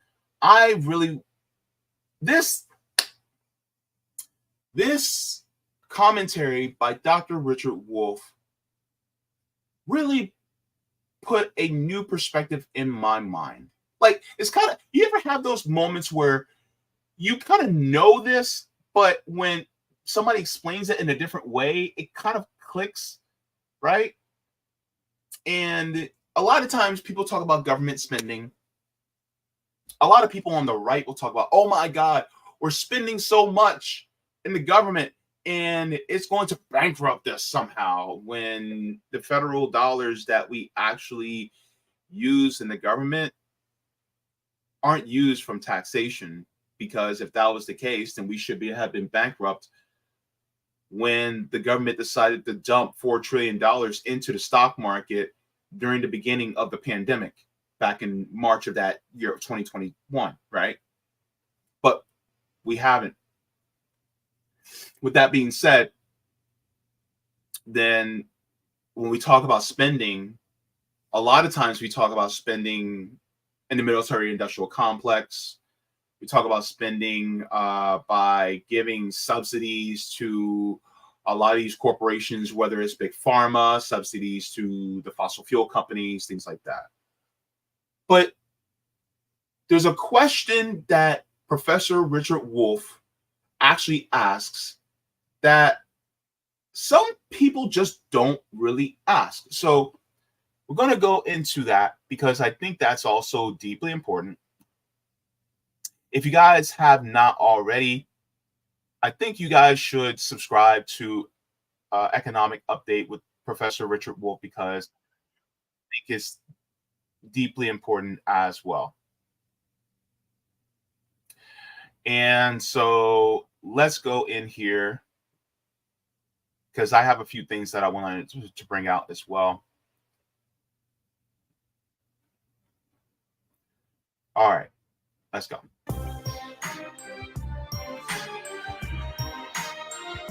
By the way, this song goes hard. I gotta love it. This song goes hard. It ain't got no business going this hard, but it does. Welcome, friends, to another edition of Economic Update, a weekly program devoted to the economic dimensions of our lives and those of our children. I'm your host, Richard Wolff. I want to remind you that we have a volunteer, Charlie Fabian, who is standing by if you have suggestions for topics you'd like to see us present. Here's the email: charlie.info438@gmail.com. charlie.info. Today's program, excuse me, is going to be devoted to how to understand government spending. I'm particularly interested in government spending on major projects, the defense of the country, if you like, bridges, roads, highways, medical systems, all kinds of goods and services. I'll go over them. I want to present an analysis of government spending along the lines you probably haven't thought about, but should be part of our national discussion, and there are fairly obvious reasons why that hasn't happened. And I think you'll see the relevance and the importance once I go through it. One way to get into it is to say that when the government spends money, there are kind of two things to think about. What is it spending the money on? Is it to repair our bridges? Is it to provide a kind of insurance program for the elderly? Is it to support health in our hospitals? Is it for national defense? Is it? And to answer those questions, these are questions about what the government is spending on. But the next question is not asked, but ought to be. How is that money going to be used? How is the bridge going to be built? How are the bullets going to be made? How is the healthcare services going to be supported? So one of the things that I want to bring up is that a lot of times when you have, like, for instance, let's say the State of the Union address, right? Every president will talk about, oh, we need to do infrastructure. We need to have an infrastructure project that's made in America, blah, blah, blah, blah, blah. But in what way is that infrastructure going to be built? Right? How is it going to be built? With what company are we going to be building this infrastructure? Because a lot of times we just go, just build it, just spend it, and that's it. A lot of times it's just like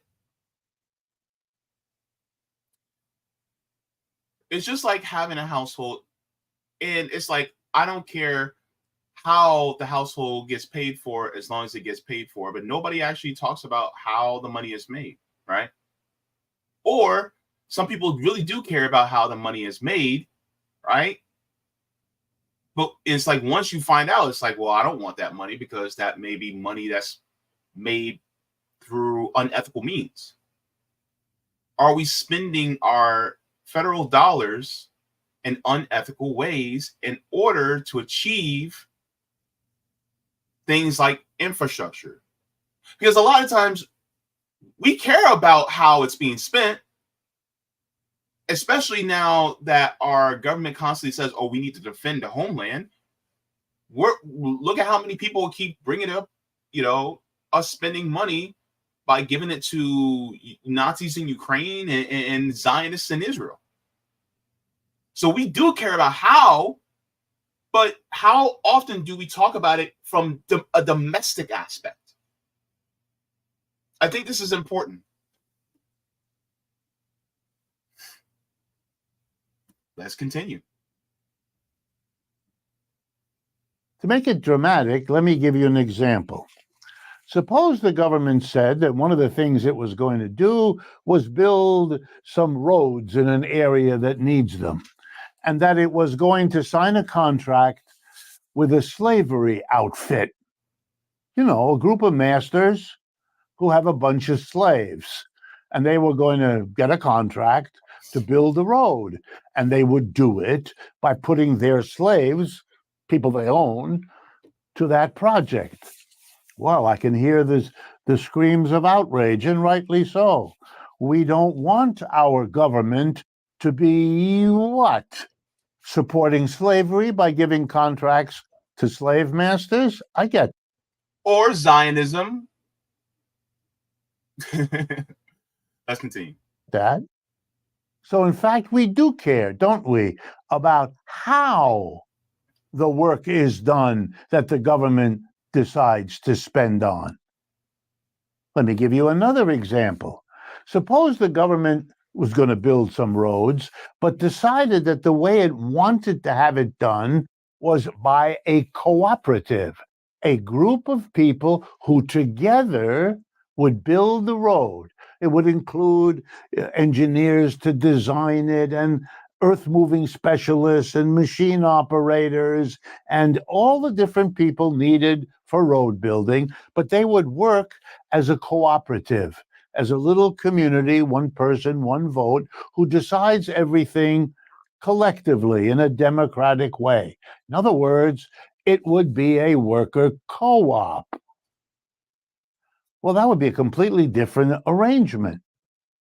In our society, the United States today, and in most of the world, when contracts are given, they are given to what are more or less capitalist enterprises, not given to slave masters, not given to worker co-ops, given to capitalists. And what does that mean? Owners of enterprises, boards of directors of corporations. They get the check from the government to pay for building a bridge, building a road, building an aircraft carrier, whatever it is, operating a hospital. So now let's be clear. When the government gives money to a capitalist corporation, which is what most of government spending is about, it is pouring money into a particular social organization, the capitalist structure of enterprises, because that's what we have. But that has consequences. Let me be very clear. Capitalist corporations, when they get that money from the government, will do with that money from the government just what they do with money from private people who buy from them, who sign contracts with them.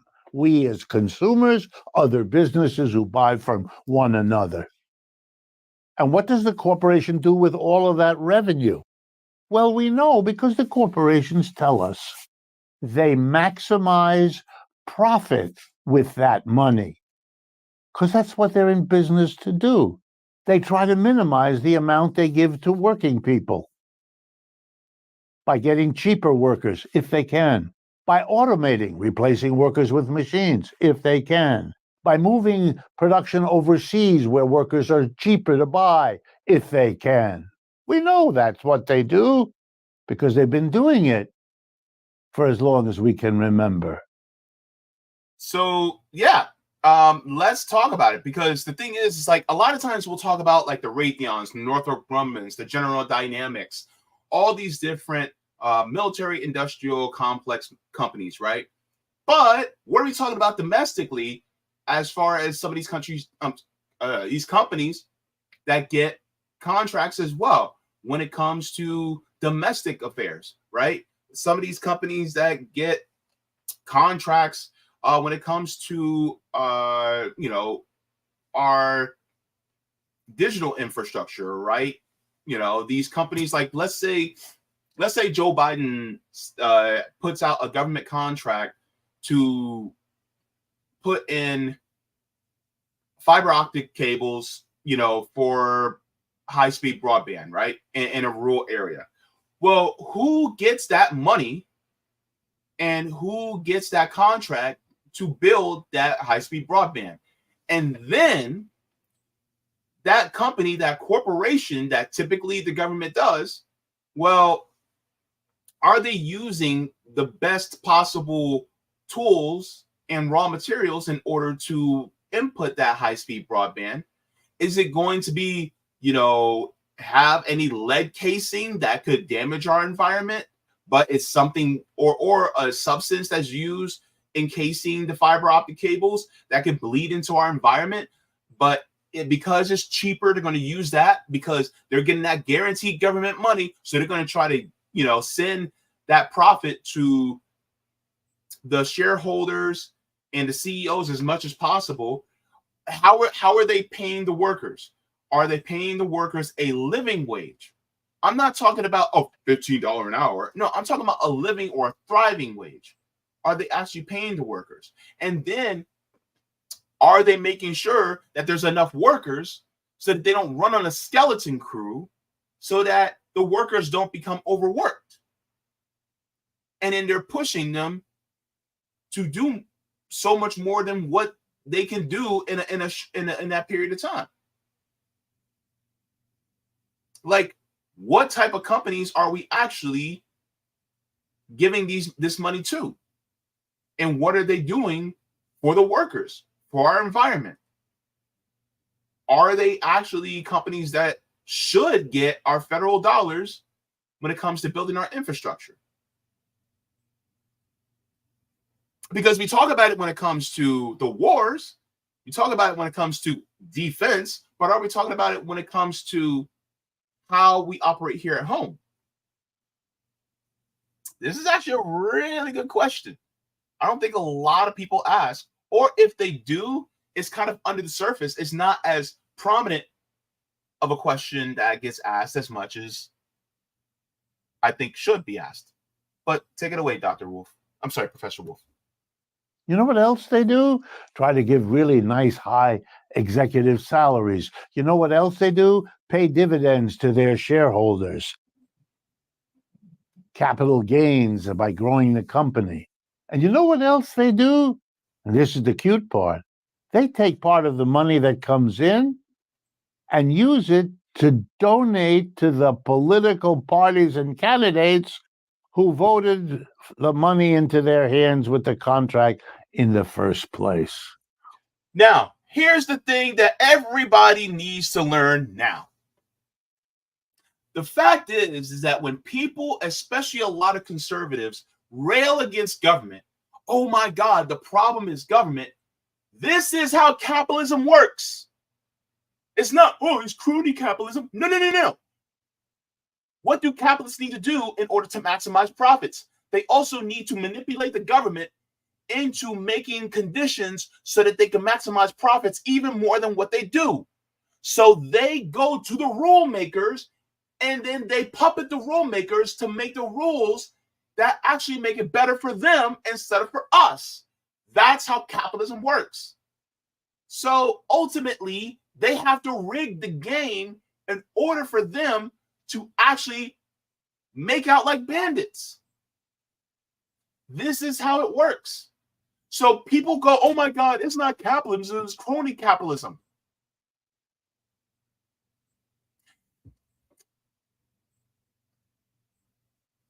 Whether it's chicken pot pie, chicken salad, chicken cordon bleu, fried chicken, chicken cacciatore, chicken tetrazzini, whatever chicken it is, it's still chicken, right? It's not, oh my God, it's capitalism, it's crony capitalism. It's still capitalism. That's all it is. This is how it works, because the profit maximization by the workers, I'm sorry, not by the workers, by the sole people who own the means of production, well, their goal is to rig the system so that it benefits just them. No matter what way you look at it, the system needs to be rigged, but it needs to be rigged for the maximization of the most people. That means the workers. The system's going to be rigged either way you look at it. You might as well rig it for the people who actually do the work. This is why we talk about a dictatorship of the proletariat. Proletariat being the workers, being people like you and me, not these predators, these leeches on our society. This is why if it was up to the workers, there will be a whole lot more equal and equitable system than what we have now. But this is how they operate, because they will do what it takes to keep the system, the government, working just for them. It's a tiny little sliver of people. And when it comes to government contracts, they do that too. Ooh, this is great. Let's continue. Ooh, this is getting downright incestuous, isn't it? Yup. Here's the way to say this in a simple way. When the government of the United States hands out contracts, it isn't just building a bridge or helping a hospital. It is also, here we go, reproducing capitalism, the inequalities. All those corporations will make sure to give the most money possible to the shareholders and the top executives, and the least to their workers. That's why we have the gap between the rich, who are the first group, and the not so rich, who are the rest of us. We are reproducing, and the same politician who signs the Inflation Reduction Act or the We Will Rebuild the Infrastructure of America Act or whatever, the same politician who says, I'm concerned about inequality, by signing contracts with these corporations, is making sure that that inequality is reproduced by those corporations, who are the ones whose payment program produced it in the first place. Oh, snap. So, look, are we continuing this inequality through our federal dollars? So when progressives come to you and go, well, we just want to do a Green New Deal, which I fully agree with. We need to actually have a system where we actually improve our environment and get rid of this system that perpetuates the degradation of our environment, right? The perpetuation of climate change, right? We need to get rid of that. But what good is it if we're going with some of these companies, some of these corporations that continue the inequality, or they will use products that are still bad for our environment, but they're saying, oh, we're doing our best, right? And we're paying for infrastructure to do the Green New Deal. But it's like, what companies are you paying to do the Green New Deal? Like, I don't want to give money to Exxon, even though Exxon may be building solar panels. I don't want to give money to Exxon. Now, if Exxon was to be created into a worker co-op and they're transitioning away from fossil fuels in order to build solar panels, then yes. But also, how are they harvesting the materials to make those solar panels? Are they damaging the environment in order to make those solar panels in the first place? Also, are these same companies, are they also exploiting the people in the global south in order to get some of their raw materials in order to do it? Oh my God, we're going to use some of this federal money in order to make more electric vehicles. But what good is making these electric vehicles if they're exploiting people in the global south to mine the lithium that he needs to go into these electric vehicles? See? Because the goal is to be free of the exploitation. But if we're using our federal dollars to continue the cycle of exploitation, what good is it? This is why when we talk about the system of capitalism, the entire system is corrupt. See? Because people will point to the Europe and they'll be like, oh my God, well, we want European social democracy, European style social democracy. And they'll look at Finland, Iceland, Sweden, Norway, France, Germany, Spain, Italy. They'll look at all these different these countries, and they'll go, well, look at how good the people there have it, right? Which in reality, yeah, a majority of the people actually do have it better than we do here. But why? How? Just ask the people in Africa. Just ask Mali, Burkina Faso, Nigeria. Ask all these countries where, let's be real, their people are exploited in order to benefit whom? European social democracies. So ultimately, we have to look at them too. It's not just that we're spending money on infrastructure, but how? I think that's deeply important. Let's continue. That's why it matters that you might give it to a worker co-op contract. You know why? Because worker co-ops don't give huge amounts of money to small groups of themselves while everybody else has a hard time living from paycheck to paycheck, giving their kid a college education and all the rest. In other words, it matters a lot, not just what the government spends on, but what kind of an entity it gives all that money to. By giving it to capitalist corporations, it reproduces the inequalities that haunt this society. It subsidizes them. It reproduces them. And it doesn't have to. So I think the question is not just giving money to companies, but what types of companies do we actually give our money to? That matters just as much as what the company does. Because we can say, oh my God, this company is doing some great work, but how are these companies structured? Because if the company is structured to produce and maximize profits for a small group of people while leaving their workers by the wayside, are we actually doing the good that we say that we want to happen?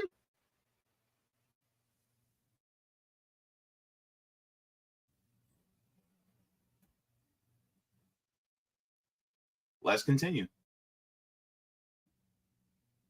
Doesn't have to. The government could decide that it would be much more healthy for the United States to have the government give half the money to capitalist corporations, if you still want to, and half the money to worker co-ops. Help develop the worker co-op so you can give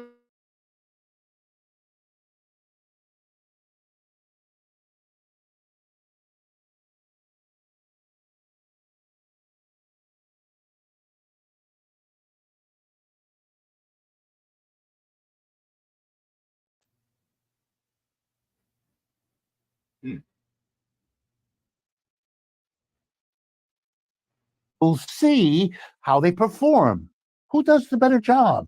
Why are we not having these discussions, these experiments, and deciding on the evidence rather than refusing to give the money to anything other than a capitalist corporation?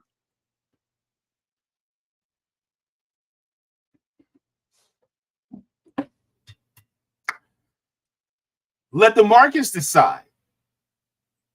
Isn't that what free market fundamentalists say? Let the markets decide? Okay, well, it also matters how the company. So if a company is structured like a worker co-op, all right, let's let people make that choice whether they want to go with a co-op or a corporation. Right? If you really care about choice, then let's start introducing choice. Right?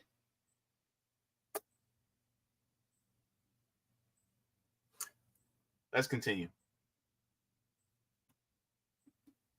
Look, other Americans have understood this, if not quite in these terms.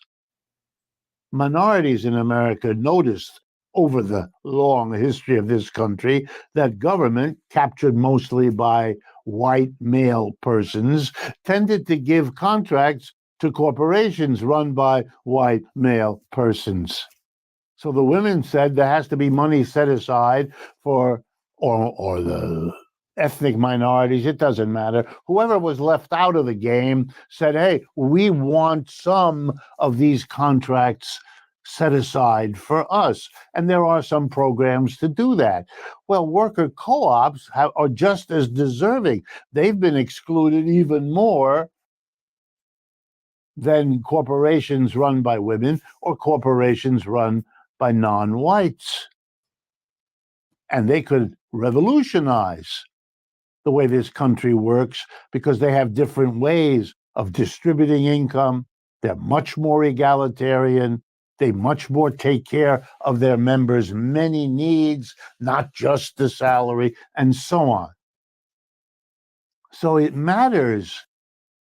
We ought to broaden the conversation about government spending. So it's not just on what is the government spending, but how is it spending whatever it decides to spend? On what kind of corporations who have what kind of impact on our society? We know that the capitalist system has had the impact that we have.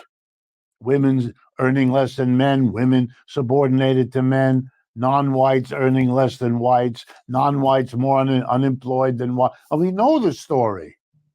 We know a few people are billionaires while a mass of people are having hard time. We know that capitalist ways of doing things are producing a society which has many weaknesses, flaws, and failures.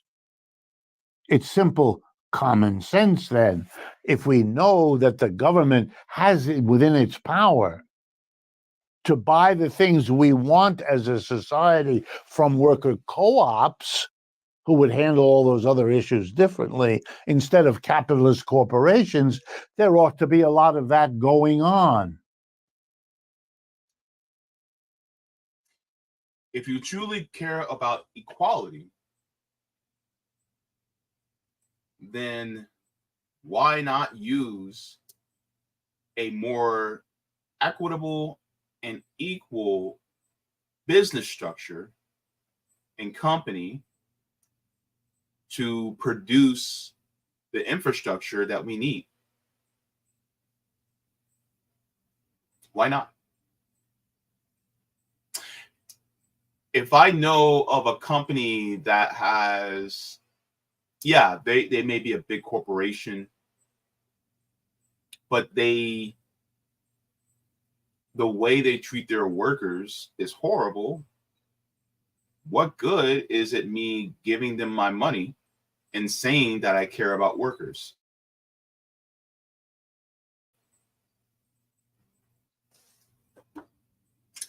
Man. This is an argument that the worker co-op movement ought to put in the forefront of its organizing activities, because millions and millions of people who already see the benefits of a fund where they work, those are the beginnings of effort,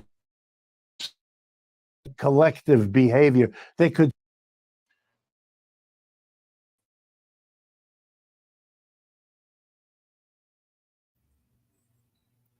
Why are we still banking with corporate banks in our local governments? I mean, if anything, I mean, we should have what I talked about with Nelson Betancourt, public bank that is in our own local governments. Why not have that? They don't want to do a public, then maybe instead of banking with corporate banks, then could our local governments bank with a credit union instead?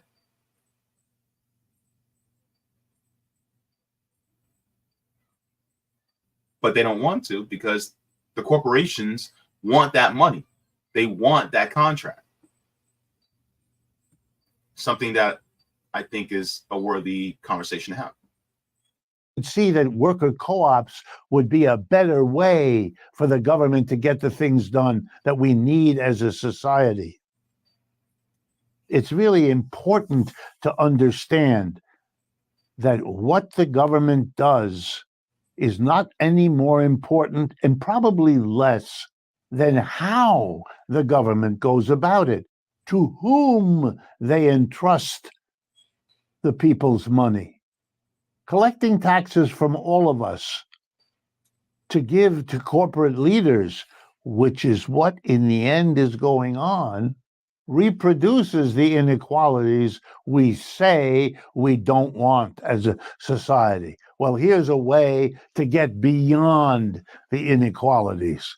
Stop giving all government contracts to capitalist corporations. Build on, develop a worker co-op sector so that it can get the job done for what the government needs, while at the same time achieving much less inequality and thereby a much better society than what capitalism has been able to achieve. Stay with us. So I think that's a really great point as well. There's more to this.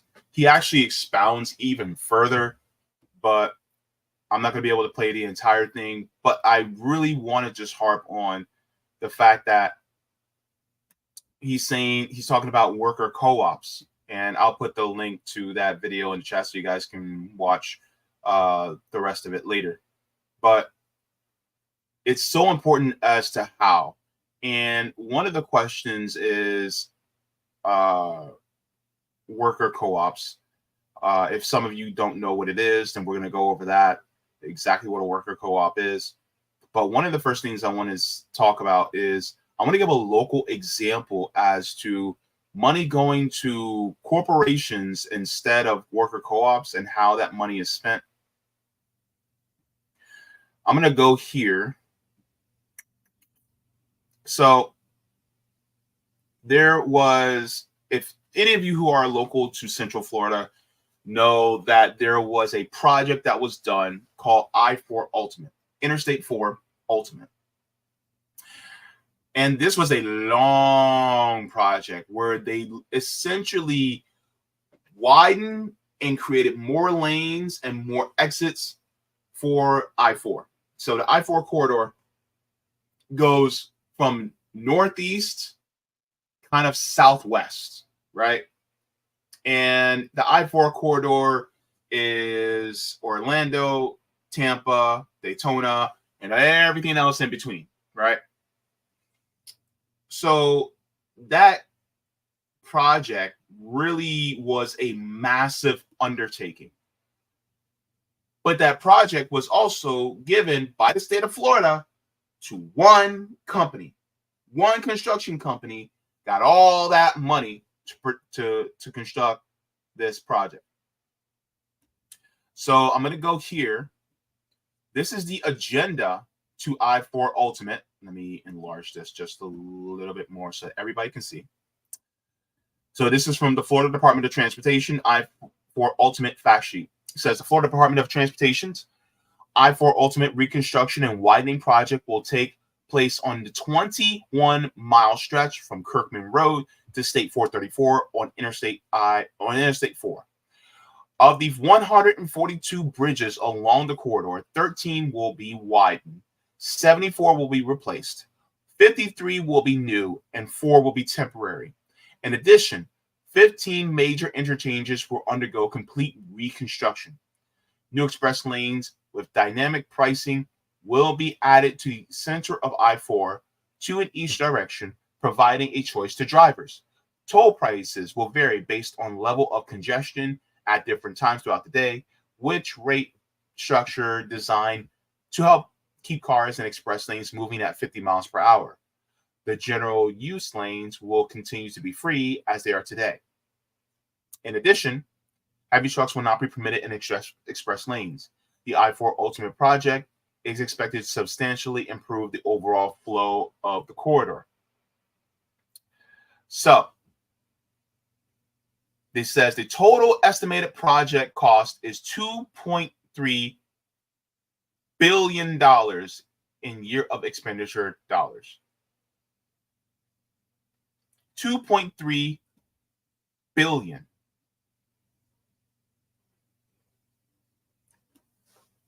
That's a lot of money.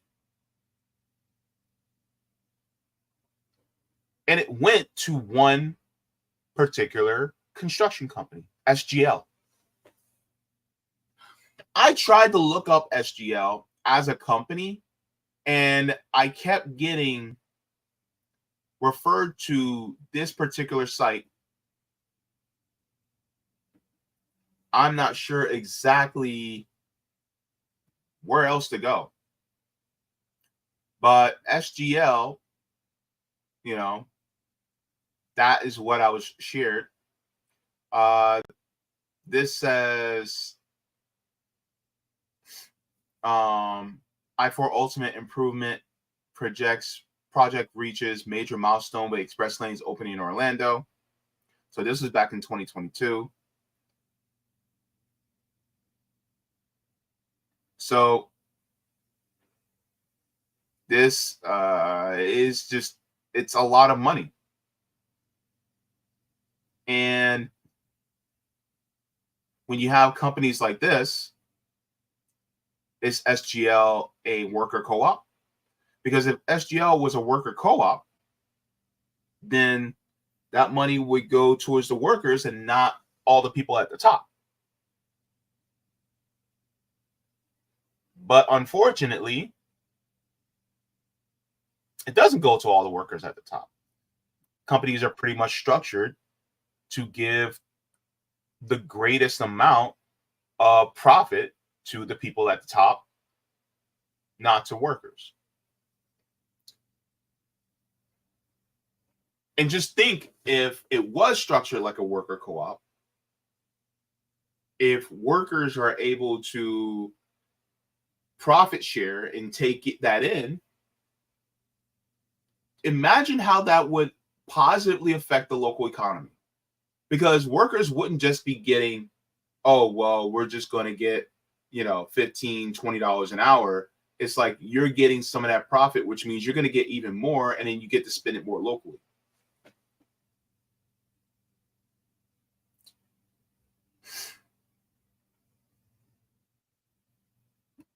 Let me go to what worker co-ops are.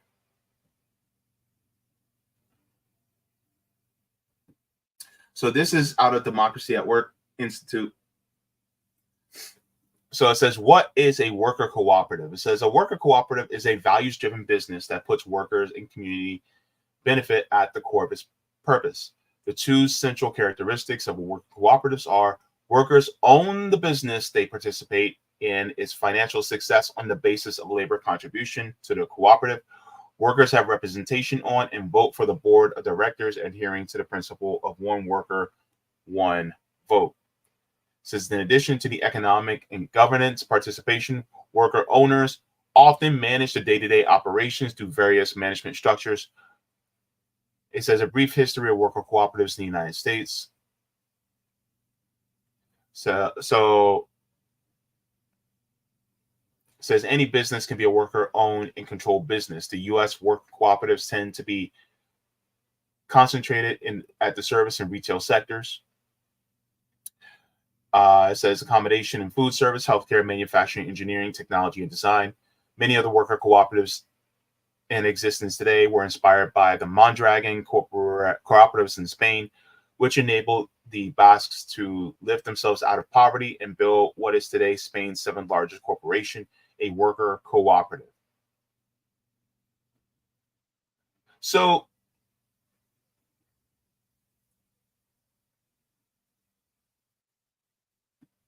as far as worker cooperatives are concerned, it's really workers essentially owning their own means of production. And through democracy, you actually get to choose the day-to-day operations, the structures, and who actually helps run the company. Imagine being able to vote for your manager or people in upper management. Imagine being able to share in the profits, even if the profits are just given at the end of the year and it's distributed among the workers and it's voted on how it's distributed. Imagine. So imagine if you as a worker, instead of making just your base salary, right, you also get to share in the profits, not as a bonus structure that's decided by a board of directors, but is actually decided on by all workers collectively and says, hey, this is how we want to give the profits to all the workers. Well, then you can actually do that.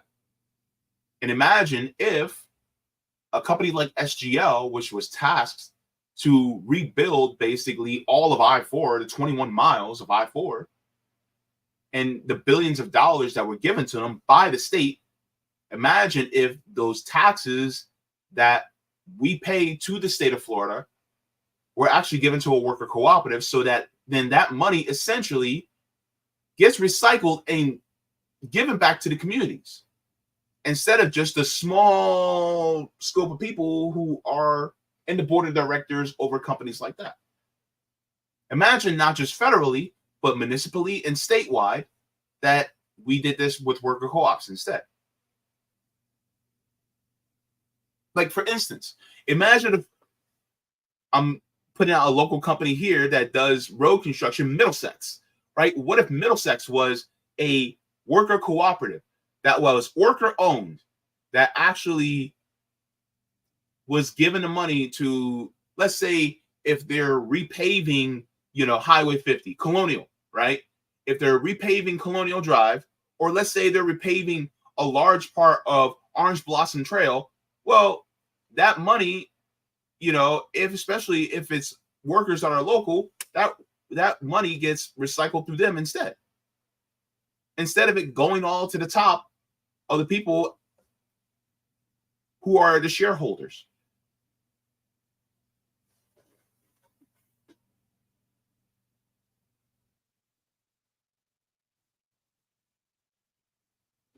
Oh, I wanted to see this. Ed Royce says, I-4 project was so wild. Big contracts, good jobs, right next to Crosstown, and dudes from Crosstown barely got hired.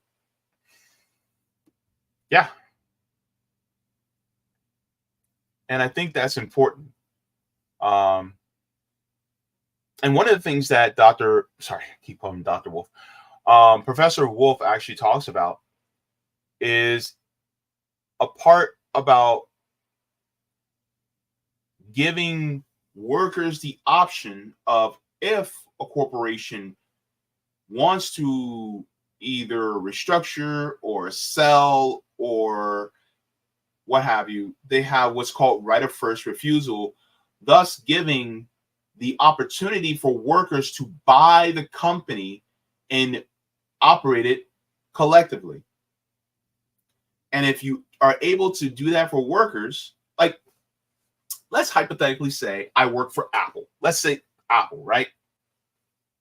And let's say Apple wanted to sell, right? Or they wanted to restructure in a different way. Well, if a law was passed where they get right of first refusal, that means that they actually have to attempt to sell the company to the workers collectively. And if the workers actually want to, then the workers can literally buy Apple and then own it collectively as a worker co-op. Can you imagine if Apple was a worker co-op? Now, one of the things that Dr. Wolff brings out is how Jeremy Corbyn and the Labour Party in Britain wanted to do a structure like that. And one of the things that he talks about, and I don't want to give it all away, but it talks about how Jeremy Corbyn said, well, how would people be able to afford to buy a company under right of first refusal? And he said, we would just loan the money to the workers. Wouldn't that be great? What if Walmart workers had the ability? What if there was a law of right to first refusal and somehow Walmart wanted to restructure? And then Walmart workers got the opportunity to actually buy Walmart collectively. And then workers could go, well, I don't have the money to buy it.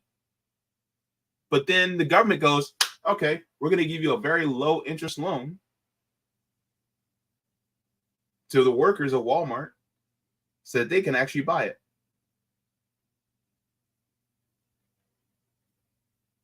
And then once the workers actually own Walmart, it's not, and people can come in and go, well, it's a publicly traded company. That's a publicly traded company. People who aren't workers can actually own pieces of Walmart. No. We're not talking about public traded.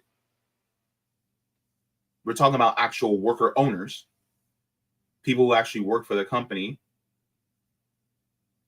and they actually democratically decide how the company operates, from the person on the bottom tier all the way to the CEOs.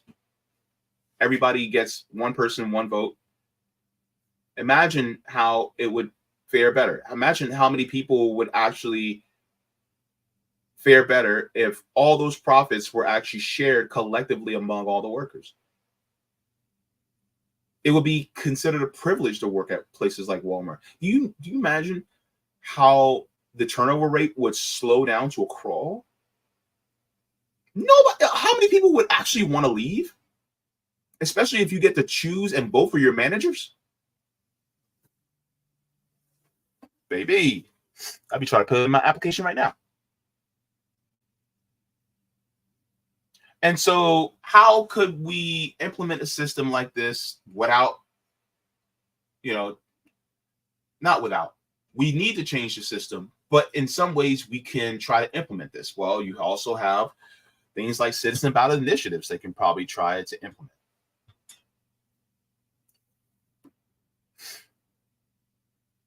I mean, think about it. I think that would be pretty cool if we could implement that, at least on a, if not citywide, a statewide level. You can do it through a citizen ballot initiative, right? And I talked about how that could be done in the last live stream that I did on Saturday about what is to be done.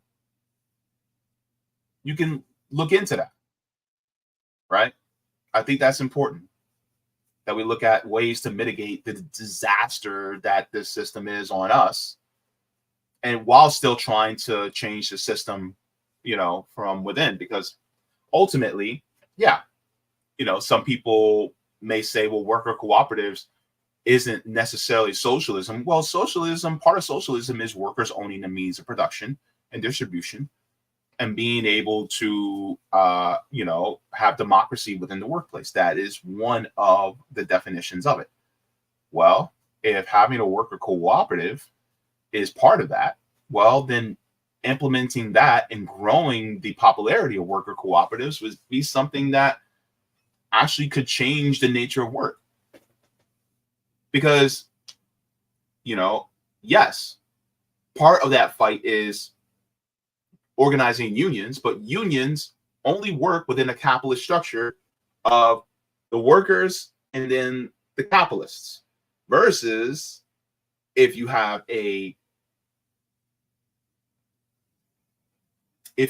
cooperative, the workers are the owners. So therefore, there's not one person versus another. They literally own it. So there's no union necessary. I think that's important. That's what a worker cooperative is. Workers actually own it. Roger says here, the workers are the owners of the company. What members would vote to move their manufacturing plant out of their community and stay outsourcing their jobs? Why would you outsource your job? It's a good question. Like, for instance, how many workers, let's say hypothetically, if Apple actually became a worker co-op, how many of the worker owners would stand and sit by while people in Congo are mining the cobalt and coltan under slave-like conditions? Wouldn't the worker owners want to restructure so that they actually pay fairly to the workers in Congo for the cobalt and coltan that go into their phones and their tablets? Because ultimately, they wouldn't want to get it by that, means like that, because then that keeps the system of exploitation in place. Workers have a lot more solidarity with each other than people give credit for. They don't want to see their fellow workers suffer like that just for their benefit. And would this mean that they have to spend a little bit more for the cobalt and coltan? Yeah. Of course.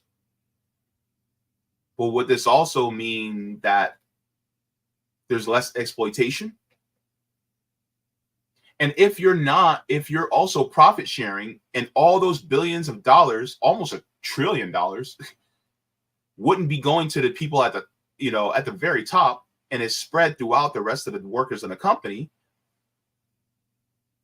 then you as a worker owner would be making significantly more. And would you be okay with giving a few more dollars just for that cobalt and coltan in Congo so that the people who are working there can actually make a living wage in their country? And then maybe they can organize and then own collectively the mines of cobalt and coltan so that they can work out a better trade deal with companies like Apple while they're not being exploited. What if Tesla was worker owned? These are some of the questions I think that needs to be asked.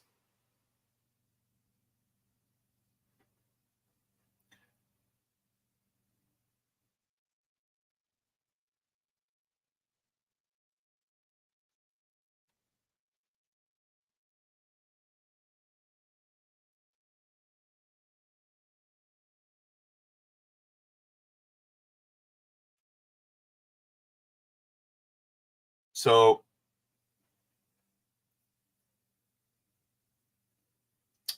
let me also share this link so you guys have that.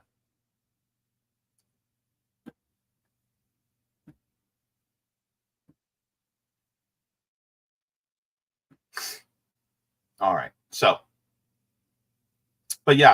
I think that's a really great video by Professor Wolff. I almost called him doctor again. You know, and I think we need to ask about how the government spends money. Hang on. Ooh. Says JB, you got to Google how much each worker would make if Apple was a worker co-op. It'll blow your mind. Okay.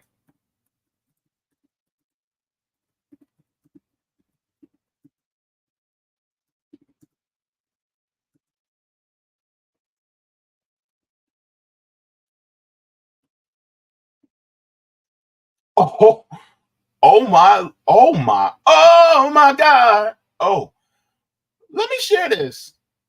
Hang on, Roger. Let me see this.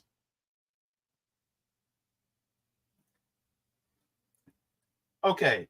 It says if Apple were a worker cooperative, each employee would earn at least $403,000. Apple has 98,000 employees and earns $39.5 billion after tax over the past year. If Apple was a worker cooperative, then each employee would receive $403,000 dividend on top of their salaries. Even the lowest paid worker would earn at least $403,000 in Apple as worker cooperative. Oh my God. Full article in Forbes. What? Oh, I ain't disabled no damn ad blocker.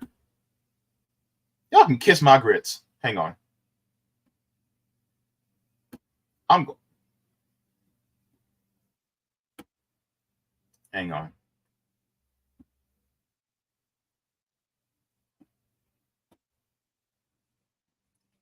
Nah, we ain't doing that.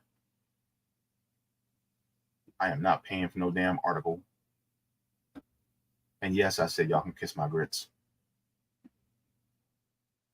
I'm trying not to cuss, y'all. And this was 9 years ago? Hold up. Wait a minute. What? All right, let me share this. Let me look. Hang on. 9 years ago? This was in 2014? December, it says if Apple were a worker cooperative, each employee would earn at least $403,000. Can you imagine what it would be today? It said, oh my gosh.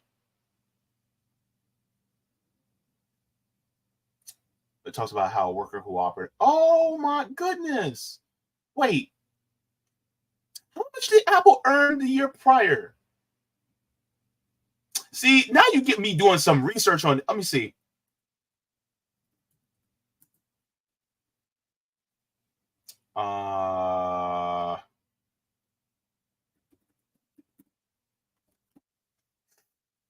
What did they make in 2023? Oh, damn. Hold up. Wait, hold up. It's the mother D-R-E Snoop Dogg. Okay, hang on. Okay, it says Apple net income from Apple reported net income of $96.99 billion US dollars in 2023 fiscal year, down from the highest net income of date in 2022.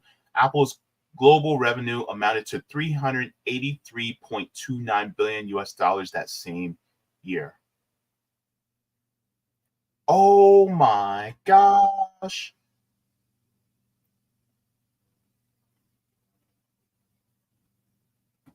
Hang on. Are you kidding me? Golly, this company makes a lot of money. Financial results for its fiscal fourth quarter, the company posted quarterly revenue of $89.5 billion. Let me see.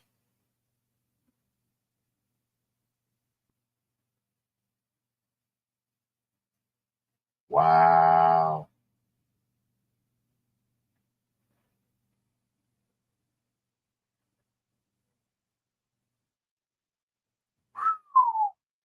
I'm telling you, if workers actually own this, this would be crazy.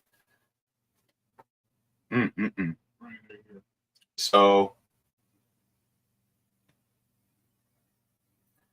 wow. Well, this is why I think workers should own the means of production. Just wait. Man, It's a lot. So thank you for that, Roger.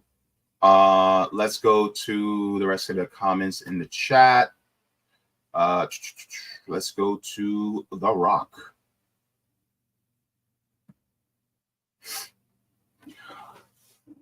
Guys, just to let you guys know. So, yes. So, just to let you guys know, the landlords who are selling this place now and kicking us out, they got potential buyers right now that are taking a tour through my apartment. So, yeah, that's why I'm being bothered right now. So this is why I got to move out by May 31st, because, look, potential buyers coming through. Add insult to injury for us being kicked out. But anyways, so let me share this here. Do I have that up? Wait. Okay, let me take that down. All right. So let me share the screen really quick. Let's widen this. All right. So here, Roger Meadows says, JB, I hope you showed the other half of the episode where he talks about Jeremy Corbyn and right to first refusal. I just mentioned that.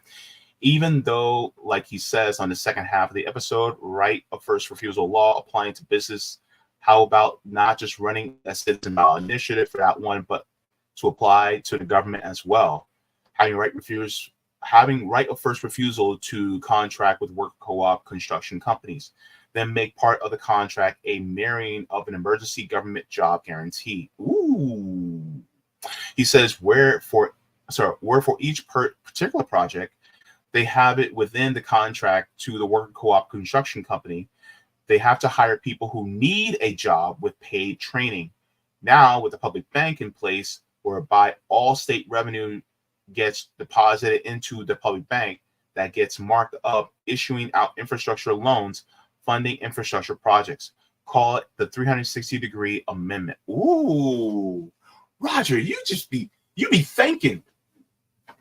Roger be thinking. I like it. I like it a lot. I gotta have you on one day, if you're a game for being on here. Automaton says under capitalism, worker co-ops are under the same pressures and incentives as other corporations. That is true. However, the thing is that would you also concede that worker co-ops are a step above? Worker co-ops are a step above even a corporation that has a union. Would you concede to that? Meaning that it is a lot better, meaning that workers actually have, democratic power in their companies, as well as to be ability to be able to make more than just a regular wage. They can actually make a thriving wage so that they're able to also circulate that money. And it also can influence other companies and corporations to become worker co-ops so that more workers actually end up owning the means of production. Could we concede to that at least? Right? Because ultimately the move towards communism means socialism, which is basically a transition. Because it's not going to happen and overnight, with, people, with firearms in the streets. It's many different lanes that also help us get there.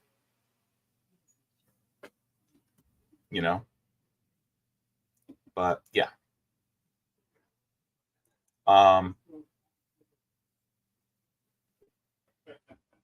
Let's go here.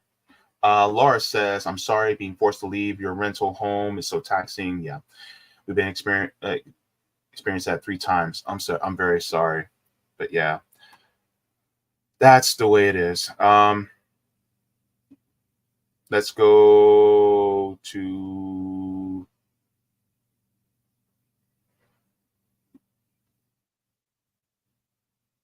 yeah. You're absolutely right. I'm trying to see who else I can. Jacqueline says, what happens if a worker owner retires or dies or leaves the state for some reason? What happens then? That would be up to the worker co-op, the worker owners who democratically collectively decide on what the policies are if that happens. That's up to them. But it's done in a democratic way where all the workers actually collectively decide that for themselves. So yeah. Let me see.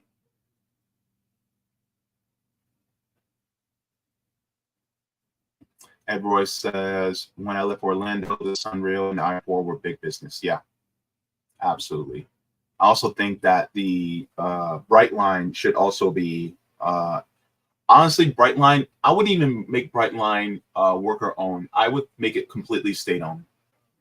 That's honestly how I feel. So yeah. So I'm going to head out because I am over time, but I just want to thank you guys for tuning in. This was a great show. I want to give a big shout out and thank you to Jon Melrod for joining me. This was a wonderful conversation. And then now we're talking about increasing the means of production for workers so that workers can actually own, so that we won't end up being subject to the whims of the capitalist system. So I just want to thank you guys for tuning in for that as well. If you guys have not, next week I will be having on Marcel Dixon, who is running for office against Jim Clyburn in South Carolina. So I'll be having him on. We're going to have a conversation about that. He left the duopoly, so we're going to end up having a conversation about that. I cannot wait. There's also going to be an interesting conversation about reparations. I think we need to have that conversation. It is, way overdue, hundreds of years overdue, actually. So we're going to have that conversation. I can't wait to have them on. So tune in for that as well. In addition to, and furthermore, I will be reading this week of Water in the Spirit by Melodoma Patrice Somé. We'll continue the reading of that. I'm also going to continue the reading of The Will to Change, Men, Masculinity, and Love by Bell Hooks. We're going to continue in that reading. And then we are on the last piece of Laziness Does Not Exist by Dr. Devon Price. So we're going to be finishing up this book. I cannot wait for this too. It's going to be a good one.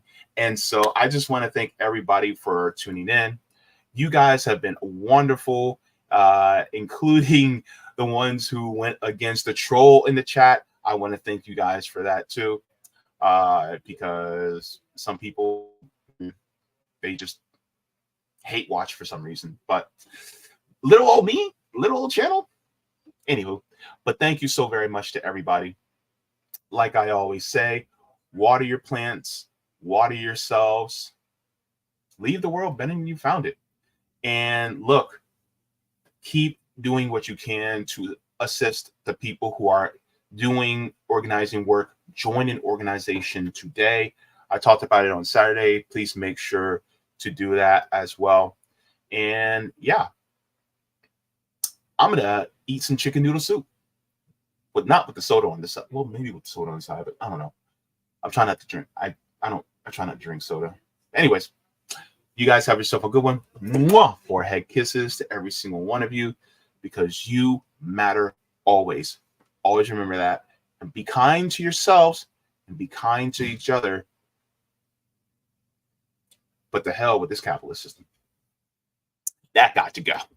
Thank you so very much for watching my channel, and I deeply appreciate it from the top and bottom of my heart. If you wish to support the channel further, so I can keep bringing you content that is educational and informative, you can become a patron on patreon.com/Jaybefaunt. You can find that link in the pinned comment or in the description below. No matter what you give, you'll be supporting independent media and education that helps make the world better. Thank you so much, and you can watch more of my content here. Mwah. Forehead kisses, and have a beautiful day.